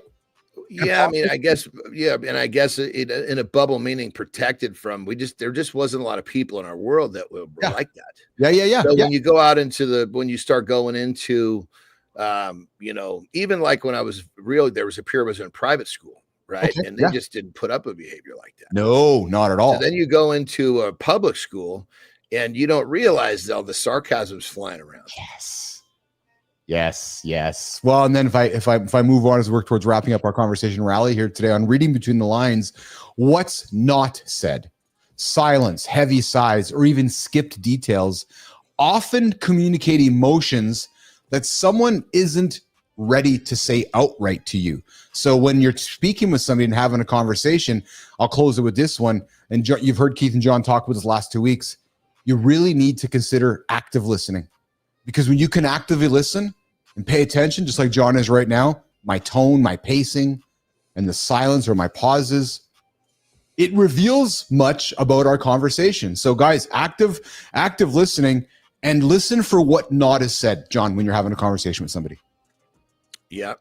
I mean, there's communication is I guess it's like the more you do it and the more intention you are with it, the better you get. Have you noticed yourself? Have you become a better communicator with not only myself and our guests, but with Terry and your daughters and your friends because of this show and because we talk for 2 hours literally every single day? I'm gonna be serious. Have you noticed yourself? Well, you know what I noticed the most is that that was one of the reasons why in the beginning I was attracted to being a part of this, was that every day I can basically spend 90 minutes talking my morals and my beliefs, which makes them stronger. Yes. And, you know, when you practice something, you get really fucking good at it. So it's one of those, that's one of the things that originally attracted. I was like, you know, shit, even if the nutty little bastard's way off the mark with his vision, this is a fucking great training ground for me to get on and improve. Because I'm working at that. I try to learn and get better every day in multitudes of my life, especially in my belief system. Yes. Instead of have conversations about it. Like, perfect example, we've talked so much about because we've talked so much about this, I've gotten way better at doing what I'm going to say next. And I was always fairly good at it, but now it's like, fuck, man, you can't fucking pierce my armor. And that's what it is responding over reacting. I am so non-reactive now. It's fucking unbelievable. Yeah. You know, you could literally kick me in the nuts and I'll thank you. Okay, fuck, man, I'm on my fours. I'm down here. I must be here because I can see something. There's an opportunity down here I couldn't see when I was on my feet. So whoever kicked me, thank you. Guys, start your day normally jumping back up. Yeah. Guys, start your day right by tuning into not just words, but meaning. And as Spartacus said, reading body language helps as well. Because guys, real talk isn't just about speaking clearly. It's about listening deeply. This is how you level up those conversations, avoid mixed signals, and build stronger connections. And that's daily motivation, old school radio style, live right here on Mornings in the Lab.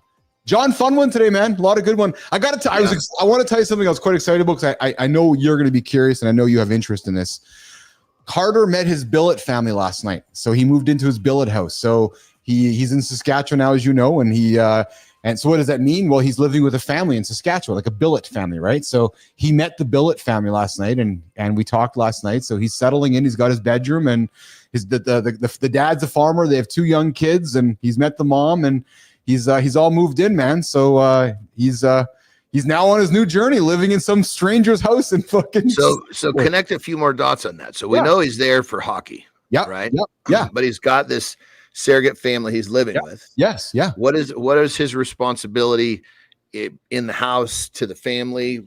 How does that whole thing? We know his responsibility to hockey. Yeah. But what is it to this new living situation? That's a good question, actually, because I asked that last night, John. I said, so did you learn the house rules yet? He goes, no, not yet. But then we laughed because Lauren and I were talking to me. She's like, oh, they have 2 young kids. Yeah, 7-year-old, 9-year-old. And he goes, yeah, there's mini sticks in the hallways out here. So he goes, I suspect I'll be playing mini sticks with the boys. So he does. I'll share with you when I learn what the house rules are, what the expectations are, what his expectations are. But I just think it's a wonderful experience for him to be, I like to use a surrogate family, right? So to be a part of that surrogate family, for him to learn how to be a part of that, I just think there's so much wonderful learning going on in his world. And I'm excited to keep sharing it with you and sharing with the community here. Well, you know, the interesting part is that the family, probably they're thinking, okay, I've got this, late teen that's coming to play hockey. Yeah. Right. Yeah. But I bet what they don't understand about him, which they're going to learn fairly quickly, is the character of a person that he carries with him, which I think is going to be probably a huge positive. I shouldn't say probably, I believe in my soul, it's going to be a huge positive influence, not only on the little ones, but probably on that whole family unit. I think so too. Yeah. So I'm looking forward to meeting them next week. I'm heading out the next week, as you know. So I'll meet the family and show them our show, and they'll be, what the fuck, Carter? This is your dad? Yeah. So I'm looking forward to that. That'll be a lot of fun. So it's good. It's awesome. Yeah. Don't go fuck this shit up for him. He's got this thing dialed in. You're going to show up and they're going to be like, okay, we need to put you, we've thought this through. We're going to put your bedroom in the barn. They're going to be like, that's your dad? And then I'm going to show them our show and they're going to go, that's your dad's buddy? Yeah. Now we really got to put this kid in the barn. What do you got going on today, pal? What's on the big agenda today? Well, I got a workout next. Yep. I got some, it seems like I got a long list of things that I got to do. And it's not that there's anything's wrong. It's just kind of one of those things where some days you have this list of shit that kind of builds up. Yes. And, so I got a fairly good let. But what I realize I got to do is I got to go and I got to totem pole it. I got to figure, okay, what are the top 3 I need to get done? Nice. Because there's no way that list is getting done. Yes. Yes. Because obviously it was a bunch of stuff kept carrying forward through the holiday Terry's birthday weekend. Yes. Yes. Okay. So then do this. Share your experience with the audience right now. How are you gonna tackle that list and feel fulfilled, even though you're not tackling all of it? And I'm being serious right now because there's guys. I'm going to totem pole it. I'm going to go through. So ultimately, I've got to get the time sensitive things out of the way, get my training done, get my client work done. Get that stuff done. And then basically Terry and I are going to go play pickleball. I'm going to get my second workout at the gym. So it's going to be one of those days. Then I come home, take a nap. When I wake up, I'll be refreshed. I'm going to look at that list and I'm going to basically, okay, I've got a 3.5 hour window. Yeah. Which of these things need to be done today? I'll basically just take that list and rewrite it, so to speak, in a totem pole of importance. And I'll put a line under the last one that has to be done today. Oh, I like that. So then what you're saying to yourself mentally is that dung, dung, dung, dung, dung. Once I get to that line, you can feel accomplished. And I'm serious. So you can feel accomplished, right? That's for. Well, it's not only accomplished, but these things have to be done today, period. So this is one of those days where you don't stop when you're tired. You don't stop you stop because it's done. Yes, absolutely. Awesome. All right, pal. Well, I'm going to get you out of here. But you're very correct. When I get those things done, I'll feel like, fuck yeah, I feel very accomplished. Well, and that's what I get back to with my morning stack, right? Like that's why I tell men, all right, so that's why we talk. Like I'm such a big fan of getting up, getting those wins, and then going, okay, these are the wins that I have. And I don't want to say the rest of it doesn't matter, but man, I just wish sometimes the folks that are struggling, I wish they could just lean into how you and I feel when you get that, yeah, okay, this is done. Well, you can summarize what we're talking about with this phrase right here. The most important work a man does is on himself. Mm-hmm. So if you're not doing your self work, you're never going to have that fulfilled feeling that we're always alluding to. Amen to that one. 100%. All right, pal. All right, Melissa, let's get Johnny out of here. He's got a busy day. We want to make sure he gets his lists done and gets his accomplishments done, and we'll resume our conversation in less than 24 hours. Send lots of love to Terry. Lots of love from me to you, my brother. Have a great day. We'll catch up with you later, okay? Have a good loop, my brother. See you in the morning. Pal. All right, see you in the morning. All right, guys, we're going to walk Johnny out of here. Let's get him out of here. Get him out of here. Get him out of here. Good morning, everybody. You're left with Keith Bilous. You're left with Grok. You got producer Melissa. And we got the Mornings in the Lab community. Matt Roof is out there. Kindness Rising, guys. You guys met Matt yet? I need to call Matt out on a positive situation because it didn't come up earlier on the show, but I got to bring it out here now. So, and Matt's like, fuck, is he bringing it up again? I am, because this is where I just continue to really admire the guy's character. A month ago, so whatever it was, Matt had, we all go through our life, right? We go into the kitchen, we make bad decisions, we get up in the morning, fuck, I did it again. Well, that was one of Matt's nights a month ago. And I know he got up that next morning and said, fuck, I did it again. But he showed up. And that is the magic, you guys. And that when I know from my experience, not a lot of guys would. Just saying it. I know I'm painting a broad brush. I don't think a lot of guys would. But that is a testament to character. whether it's hitting the fridge, hitting the pantry, hitting the bottle when we don't want to do it and we do it. And then we get up the next morning and look in the mirror and go, fuck.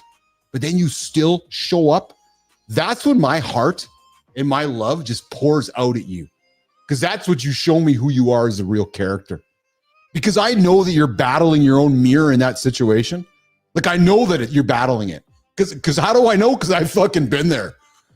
And I know when you're sitting there, whether you're at the gym going, fuck, I was out drinking last night and this lift is harder. Right? I know what you're doing in your head and you're battling it. So my invitation to you is this. If you're going through that day today, go spend the morning with Matt Roof at Kindness Rising and then come spend the time with us and come get into the Mornings in the Lab community. You're going to get nothing but love, empathy, support. And when you fall again, there's a community here that's going to pick you back up again. Trust me. The Lady Drews, the Bernard, the Adam Holroyds, the Spartacus. Fuck, Maddie, I need to name all the names here. Who am I missing?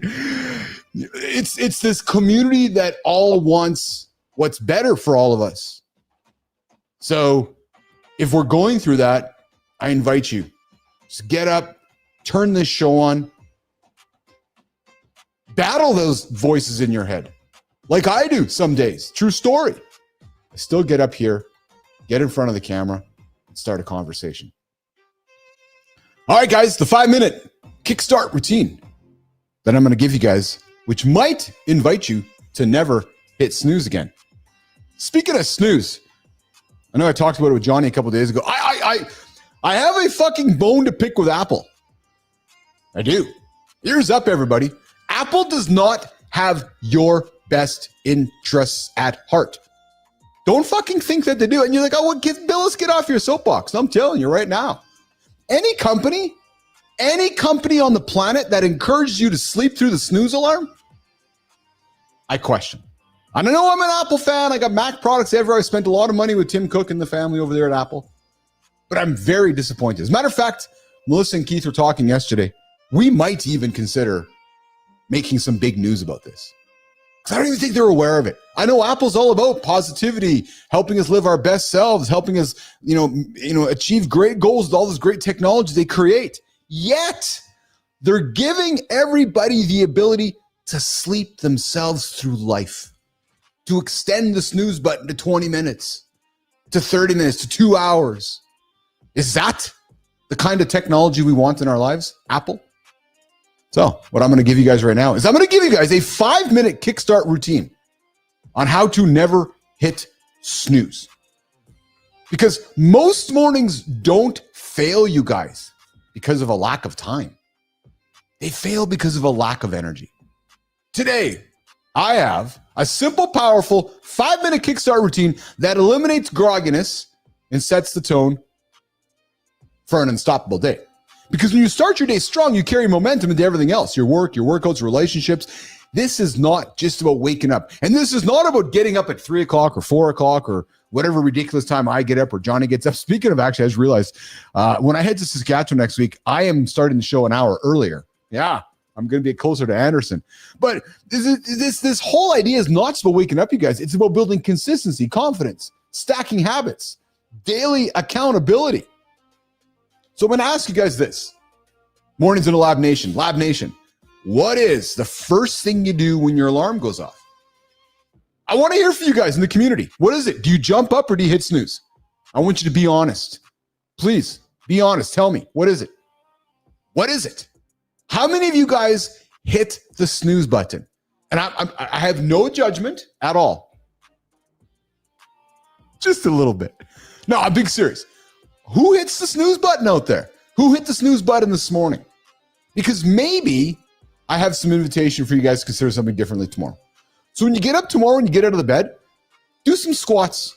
If you're an old man like me, you got to go for a pee first. When you're done your pee, just do some squats.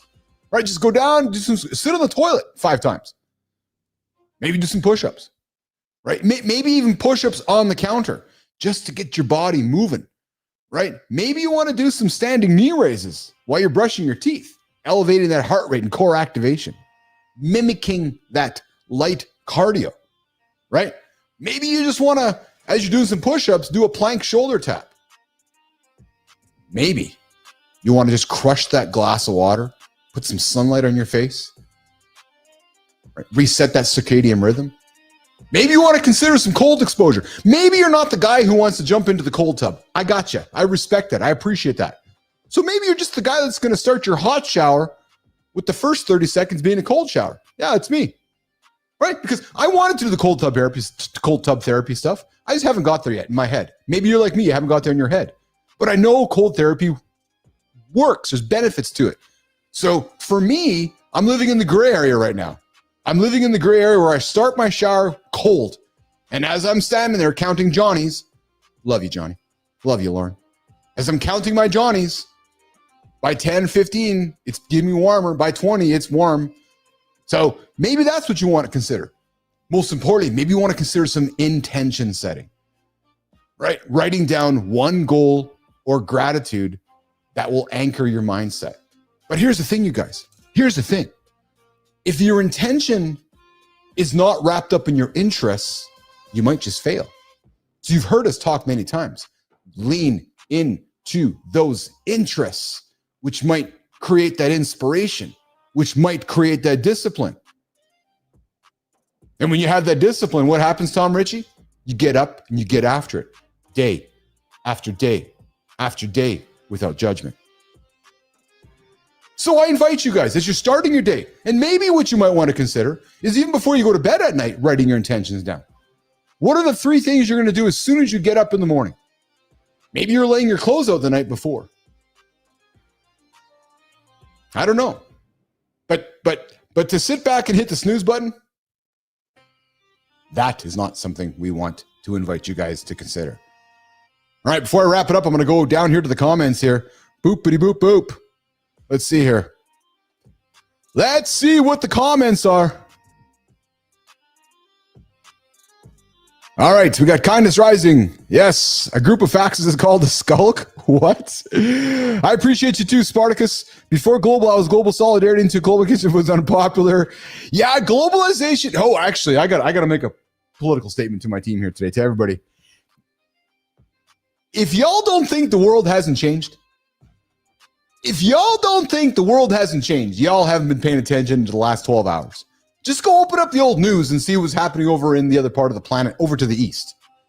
3 ogres holding hands, this mass display of war military power.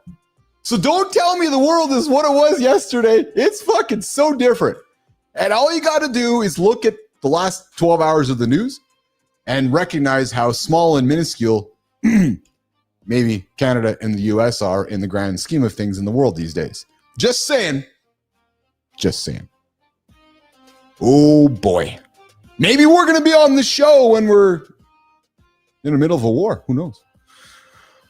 All right, let's see here. Back to the comments here. There's some behind the curtain. Today, being anonymous is impossible. This show is one of them. Thanks, Spartacus. Coffee, it's my mind hits. I'm just looking down here at the comments here. Michael, cold shower might have to wait till my next lifetime. John Petruccelli, just catching up with some convo. Great stuff with Kari Schwear. Yes, John, she was great, man. She's great. Spartacus, you're a lot braver than me. Could never jump into a cold shower. My hat's off to you. So I got to tell you, Spartacus, here's how I did it. I just did it.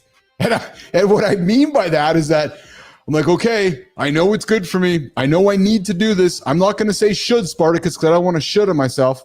But I'm like, I know it's in my best interest to walk into this cold shower. So Spartacus, I got an invitation for you.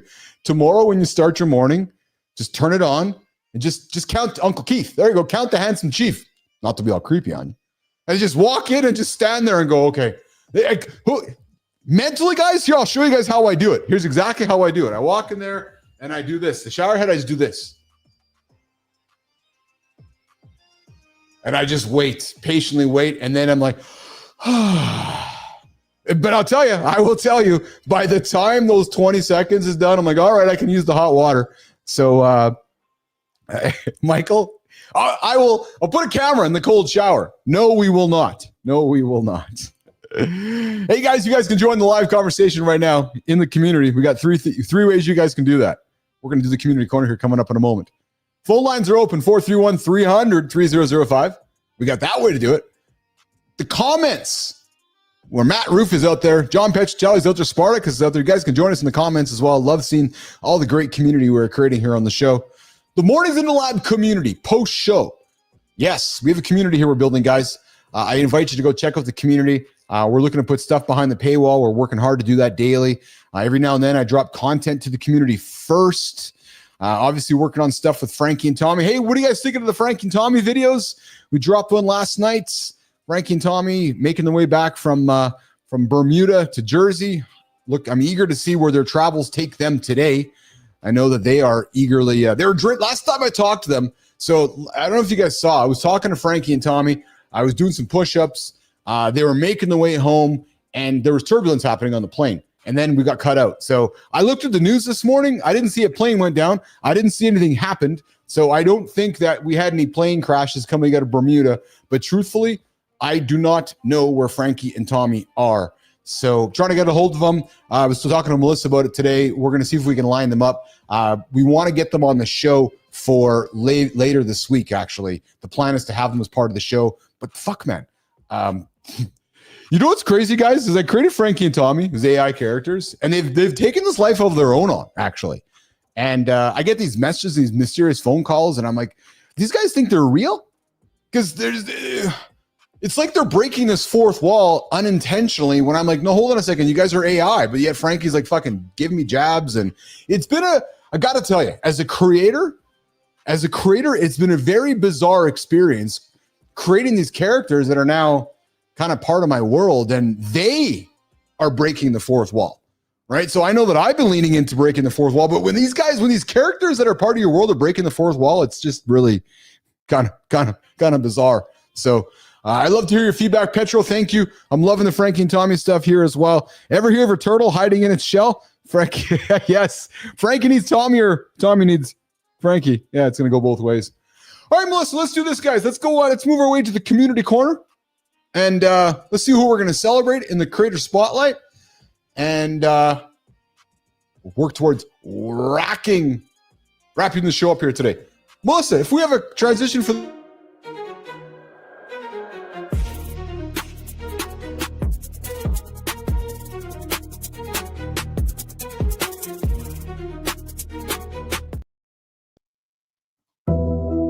there we go. What's going on, guys? Are you acting from anxiety or from alignment? I was acting from anxiety this morning. True story. Yes, Jimmy. I had an anxious morning. True story. Yeah, brain just on fire. How did I get clear with it? I just kept walking. I kept moving. It's exactly what I did. I kept moving. That didn't create any motivation. No, I had the discipline to get up, get the cold shower in, get the walking going. There was no motivation required. It was just the discipline of doing it. I just knew that after my teeth were brushed, that I would get on the treadmill, and that my anxiety would work itself out if I kept moving. So I really didn't need the motivation. I just needed that clear first step. How did I do it? I started the first step, and then I made the next step. Guys, I wear this ratchety bracelet that I acquired when I climbed Kilimanjaro 5 or 6 years ago. It reminds me, pole, one step at a time. Because I've learned that if I take one step at a time, it creates the motivation I need to get to the next step. So guys, let's get up, let's get after it. It's time for the Community Corner, where we connect LinkedIn, Substack, and YouTube right here on Mornings in the Lab. All right, let's get into today's stories. Let's start it over on Substack. Solve your biggest problems with the river and lake method. Oh, interesting. Follow your nose, Mom said. Michael, if I followed my nose to my mom's cookies, I would be the fattest motherfucker right now. So good thing I didn't follow my nose all the time. Guys, the Midlife Mystic introduces something called the Kumara method, a 5-step process to stop spinning in anxiety and start making grounded decisions. It's all about rhythm. The lake represents stillness. The river represents movement. First, pause, reconnect with who you are. Then name the outcome you actually want. And after that, sit in the lake, stillness, before taking that aligned action that flows from it. Then you pause again and you release that attachment to the result. That pause, action sandwich stops busy work and builds confidence. Love that. So fellas, here's my invitation. What would change if you stopped forcing every move and started acting from calm clarity instead? Interesting. Michael jumps in and says, keep on is a timeless expression for a reason. Isn't that true? Keep on, pole, 1 foot behind the other. Or is it 1 foot in front of the other? All right, moving over to LinkedIn, guys. And Malum on why how you earn matters more than what you earn. Think about that. Why how you earn matters more than what you earn. Is that like asking ourselves about OnlyFans? It's actually a good question. If I made all my money from OnlyFans, would it matter more than what I earned? Would you guys judge me because I made all my money from OnlyFans instead of what I earned? Would you judge me differently if I made $100 million on OnlyFans compared to making nothing by not being on OnlyFans? Well, and Malum shared a bold take. Your mindset around money isn't about how much you have, it's about how you make it. Fast, unearned cash like inheritance or sudden athlete money, usually disrespected and going fast. Slow, grinded out money, well, we can get over-attached and scared to spend it. The sweet spot is learning to make money with ease by providing high-value outcomes to people who value their time. She gave some concrete examples. Paying 15 grand for holiday decorating because it saves her time and stress, charging $2,000 an hour for consulting because the ROI is there, and earning $35K for a keynote because it drives ticket sales. Well, her point was this. Know what you value, respect money, and learn how to make it in ways that reduce stress instead of adding it. Yeah, ask yourself that. All right, so moving over to YouTube, 3 motivation myths that keep you stuck. They are. On YouTube, Alfredo Scarletta calls out the myths about motivation and why waiting for it is killing your progress. It's been the whole theme of the show. Motivation won't show up just knocking on your door. No, you need to make it. Alfredo Scarletta's message is very simple. Action creates motivation, not the other way around. Think about that. Get action, get moving. But the trick, lower the barrier to entry. Remove that friction. Get rid of anything that makes starting harder. So, you heard John talk about it before. If snoozing is hard because you just lean over and tap the snooze button, well, what you might want to consider is moving the snooze button, the whole alarm clock, across the room or into a different room. You've just lowered the barrier. Now, simplify the path, break those goals into smaller, doable steps, and make the first step ridiculously easy. Again, you heard about it earlier. You want to make 10 changes in your life? Make one first. And then the second one. And then the second one. So, Nation, Lab Nation, Mornings in the Lab Nation, Matt Roof, Global, Michael. The question is this. What's one piece of friction that you can remove today to make your action effortless? What is it? Is it maybe going to bed a little earlier tonight? Is it making your bedtime a non-negotiable so you can have a productive morning? Guys, stillness before action. Respect for how you earn, momentum before motivation. These 3 different stories with one theme. One theme, you guys. Stop forcing it. Stop forcing it. Start aligning it. And to do that, find that interest. Lean into that interest. Get inspiration from that interest and watch yourself fly. If you want your story, you all have a story. Why are we not hearing from you? If you want your story featured on the Mornings in the Lab Community Corner, follow us. Tag us in your next post. Make an awesome post on LinkedIn, Substack, YouTube, and say, hey, nation, calling you out. And we'll celebrate you here on the Community Corner every single day on Mornings in the Lab. All right, Melissa, I know we have some creators to spotlight. Let's get after the first one over on LinkedIn. What happens when being a great dad starts to feel like too much? From providing for your family to being present at home, it's easy to get lost in the pressure of being everything to everyone. But one man found a way through by breaking his phone habit, reconnecting with his kids, and turning guilt into joy. He's spent years coaching fathers to shift focus, carve out time for themselves, and show up as the best version of dad their kids could ask for. Mornings in the Lab is proud to celebrate Madi Kleikamp, whose story reminds us that presence, not perfection, is what kids need most. Follow him for real talk on fatherhood and life. Hey, Maddie. What's shaking, Maddie? Yeah. Maddie Kleikamp. What's going on, brother? Fatherhood is a way of testing a man like nothing else. You want to provide, protect, and show up, but sometimes that weight can feel impossible to carry. Oh, fuck, baby. I can tell you about that one.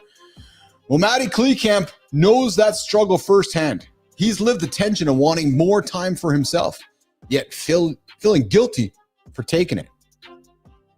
So what makes this story powerful is that he didn't run from it. He leaned in, he got honest, and he discovered that by caring for himself, he became a better father, husband, and professional. Well, today, Matt helps other dads do the same, and that's worth celebrating. And Matt, I got an offer for you, brother. We want to do more dad conversations on this show. Thank you, John Petrocelli. We'd love to do more dad conversation on this show. And I'd love to have you, my brother, onto this show. Mornings in the Lab. So we can learn more about you.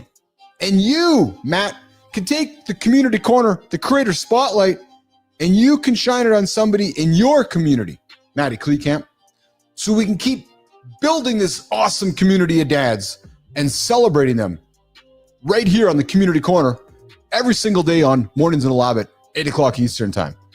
So bring the dads to the lab. Let's have a conversation. Let's get after it. Dad, dedicated and devoted. I love that. Melissa, who are we celebrating next? Ever had a moment when life suddenly clicked? When what once felt impossible became effortless? That shift, that opening, is where everything changes. Some people spend a lifetime chasing it, while others learn how to unlock it again and again. One coach has built his work around helping leaders find that exact point of expansion. He's writing, recording, and leading conversations about the very instant when struggle becomes freedom and the world grows bigger. Mornings in the Lab is proud to celebrate Joseph Logan, the voice behind the Expansion Effect on Substack. Follow his work to discover your own breakthrough moment.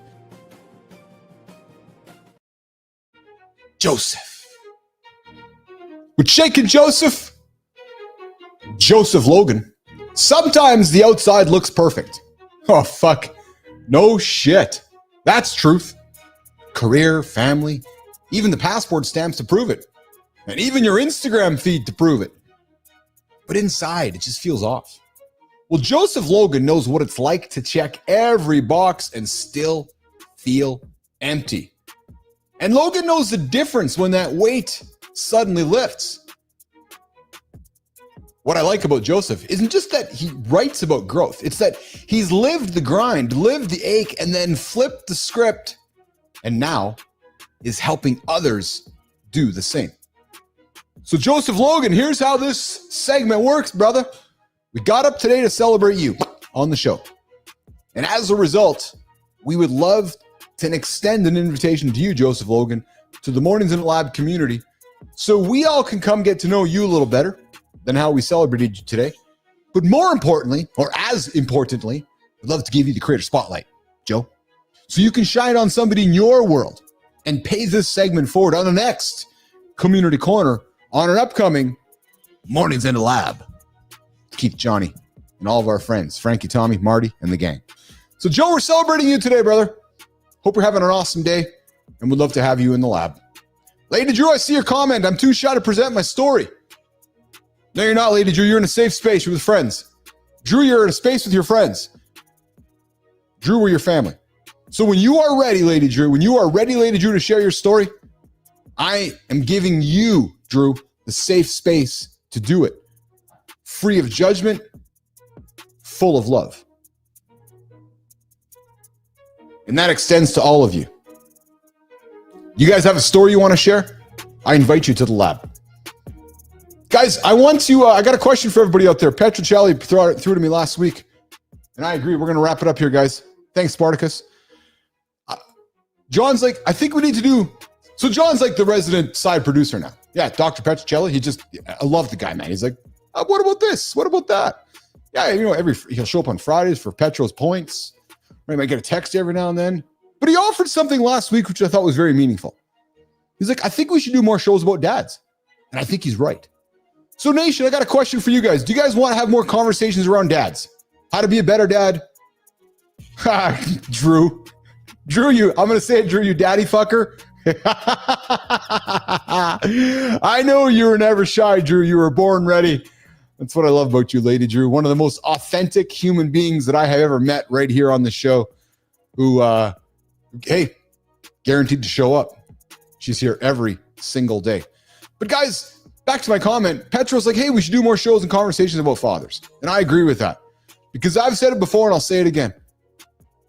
I struggle with being a dad, you guys. I struggle whether I'm a good dad, bad dad, kind of dad. I know I do my best every single day.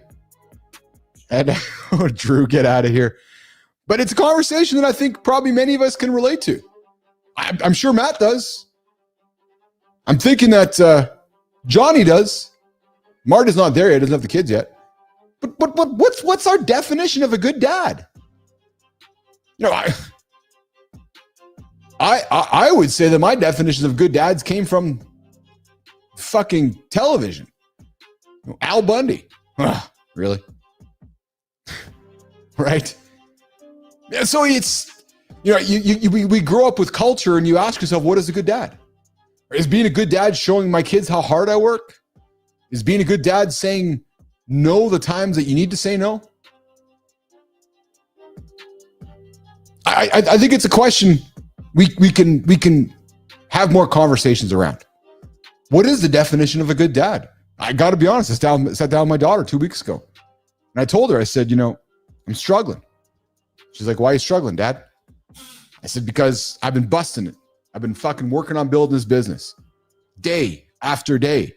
And the sacrifice for that, the sacrifice for this community, the sacrifice for what we're building has been I've spent less time with my kids this summer. True story. What I tell myself is that my kids are watching what we're building.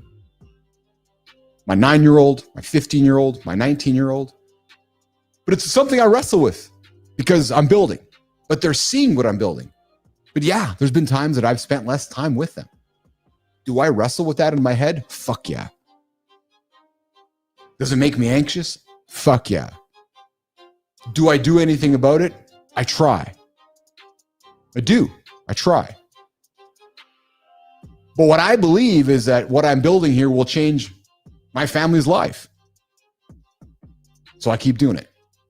To show my kids what it takes to be the blue fish in a sea of silver fish.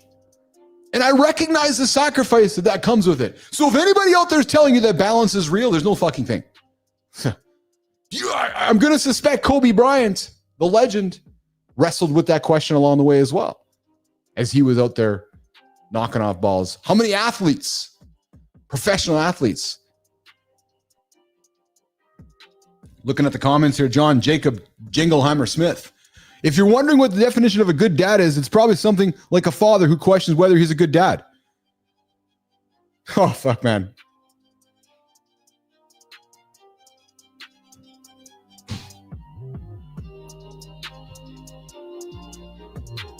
Yeah. JJS dropping the fucking bomb. He's right. If you're evaluating your actions, that says a lot. That's awesome. John Jacob Jingleheimer Smith, you just gave me a gift. Thank you.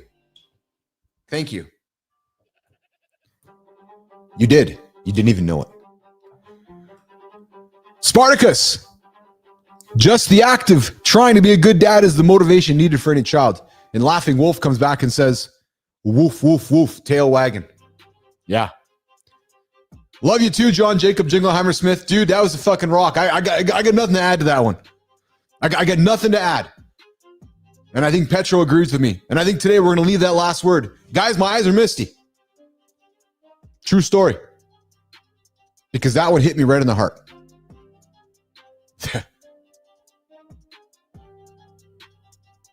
This is the reason why we're building this. Because of all you. All right. Guys, on behalf of the entire crew here this morning, let's give a shout out to Melissa on the buttons today. Melissa, awesome job. Thank you. Full of gratitude. I know she was frustrated when she started the show because she's like, I missed the opener. Ah, fuck. Shit happens, right, guys?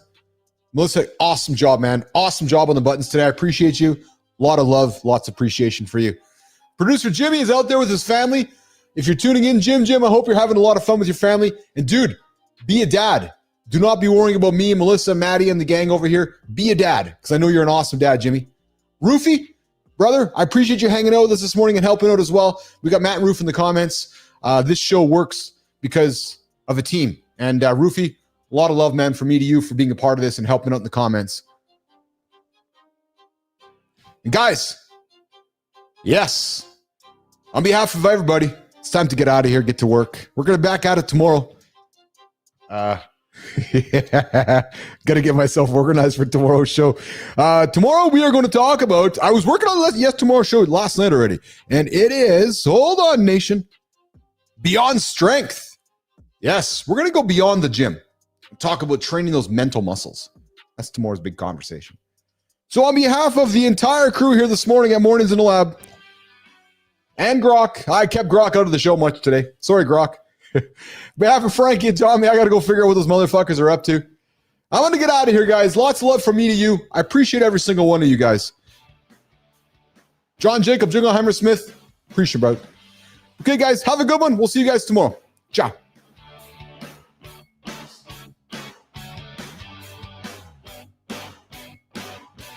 True motherfucking story.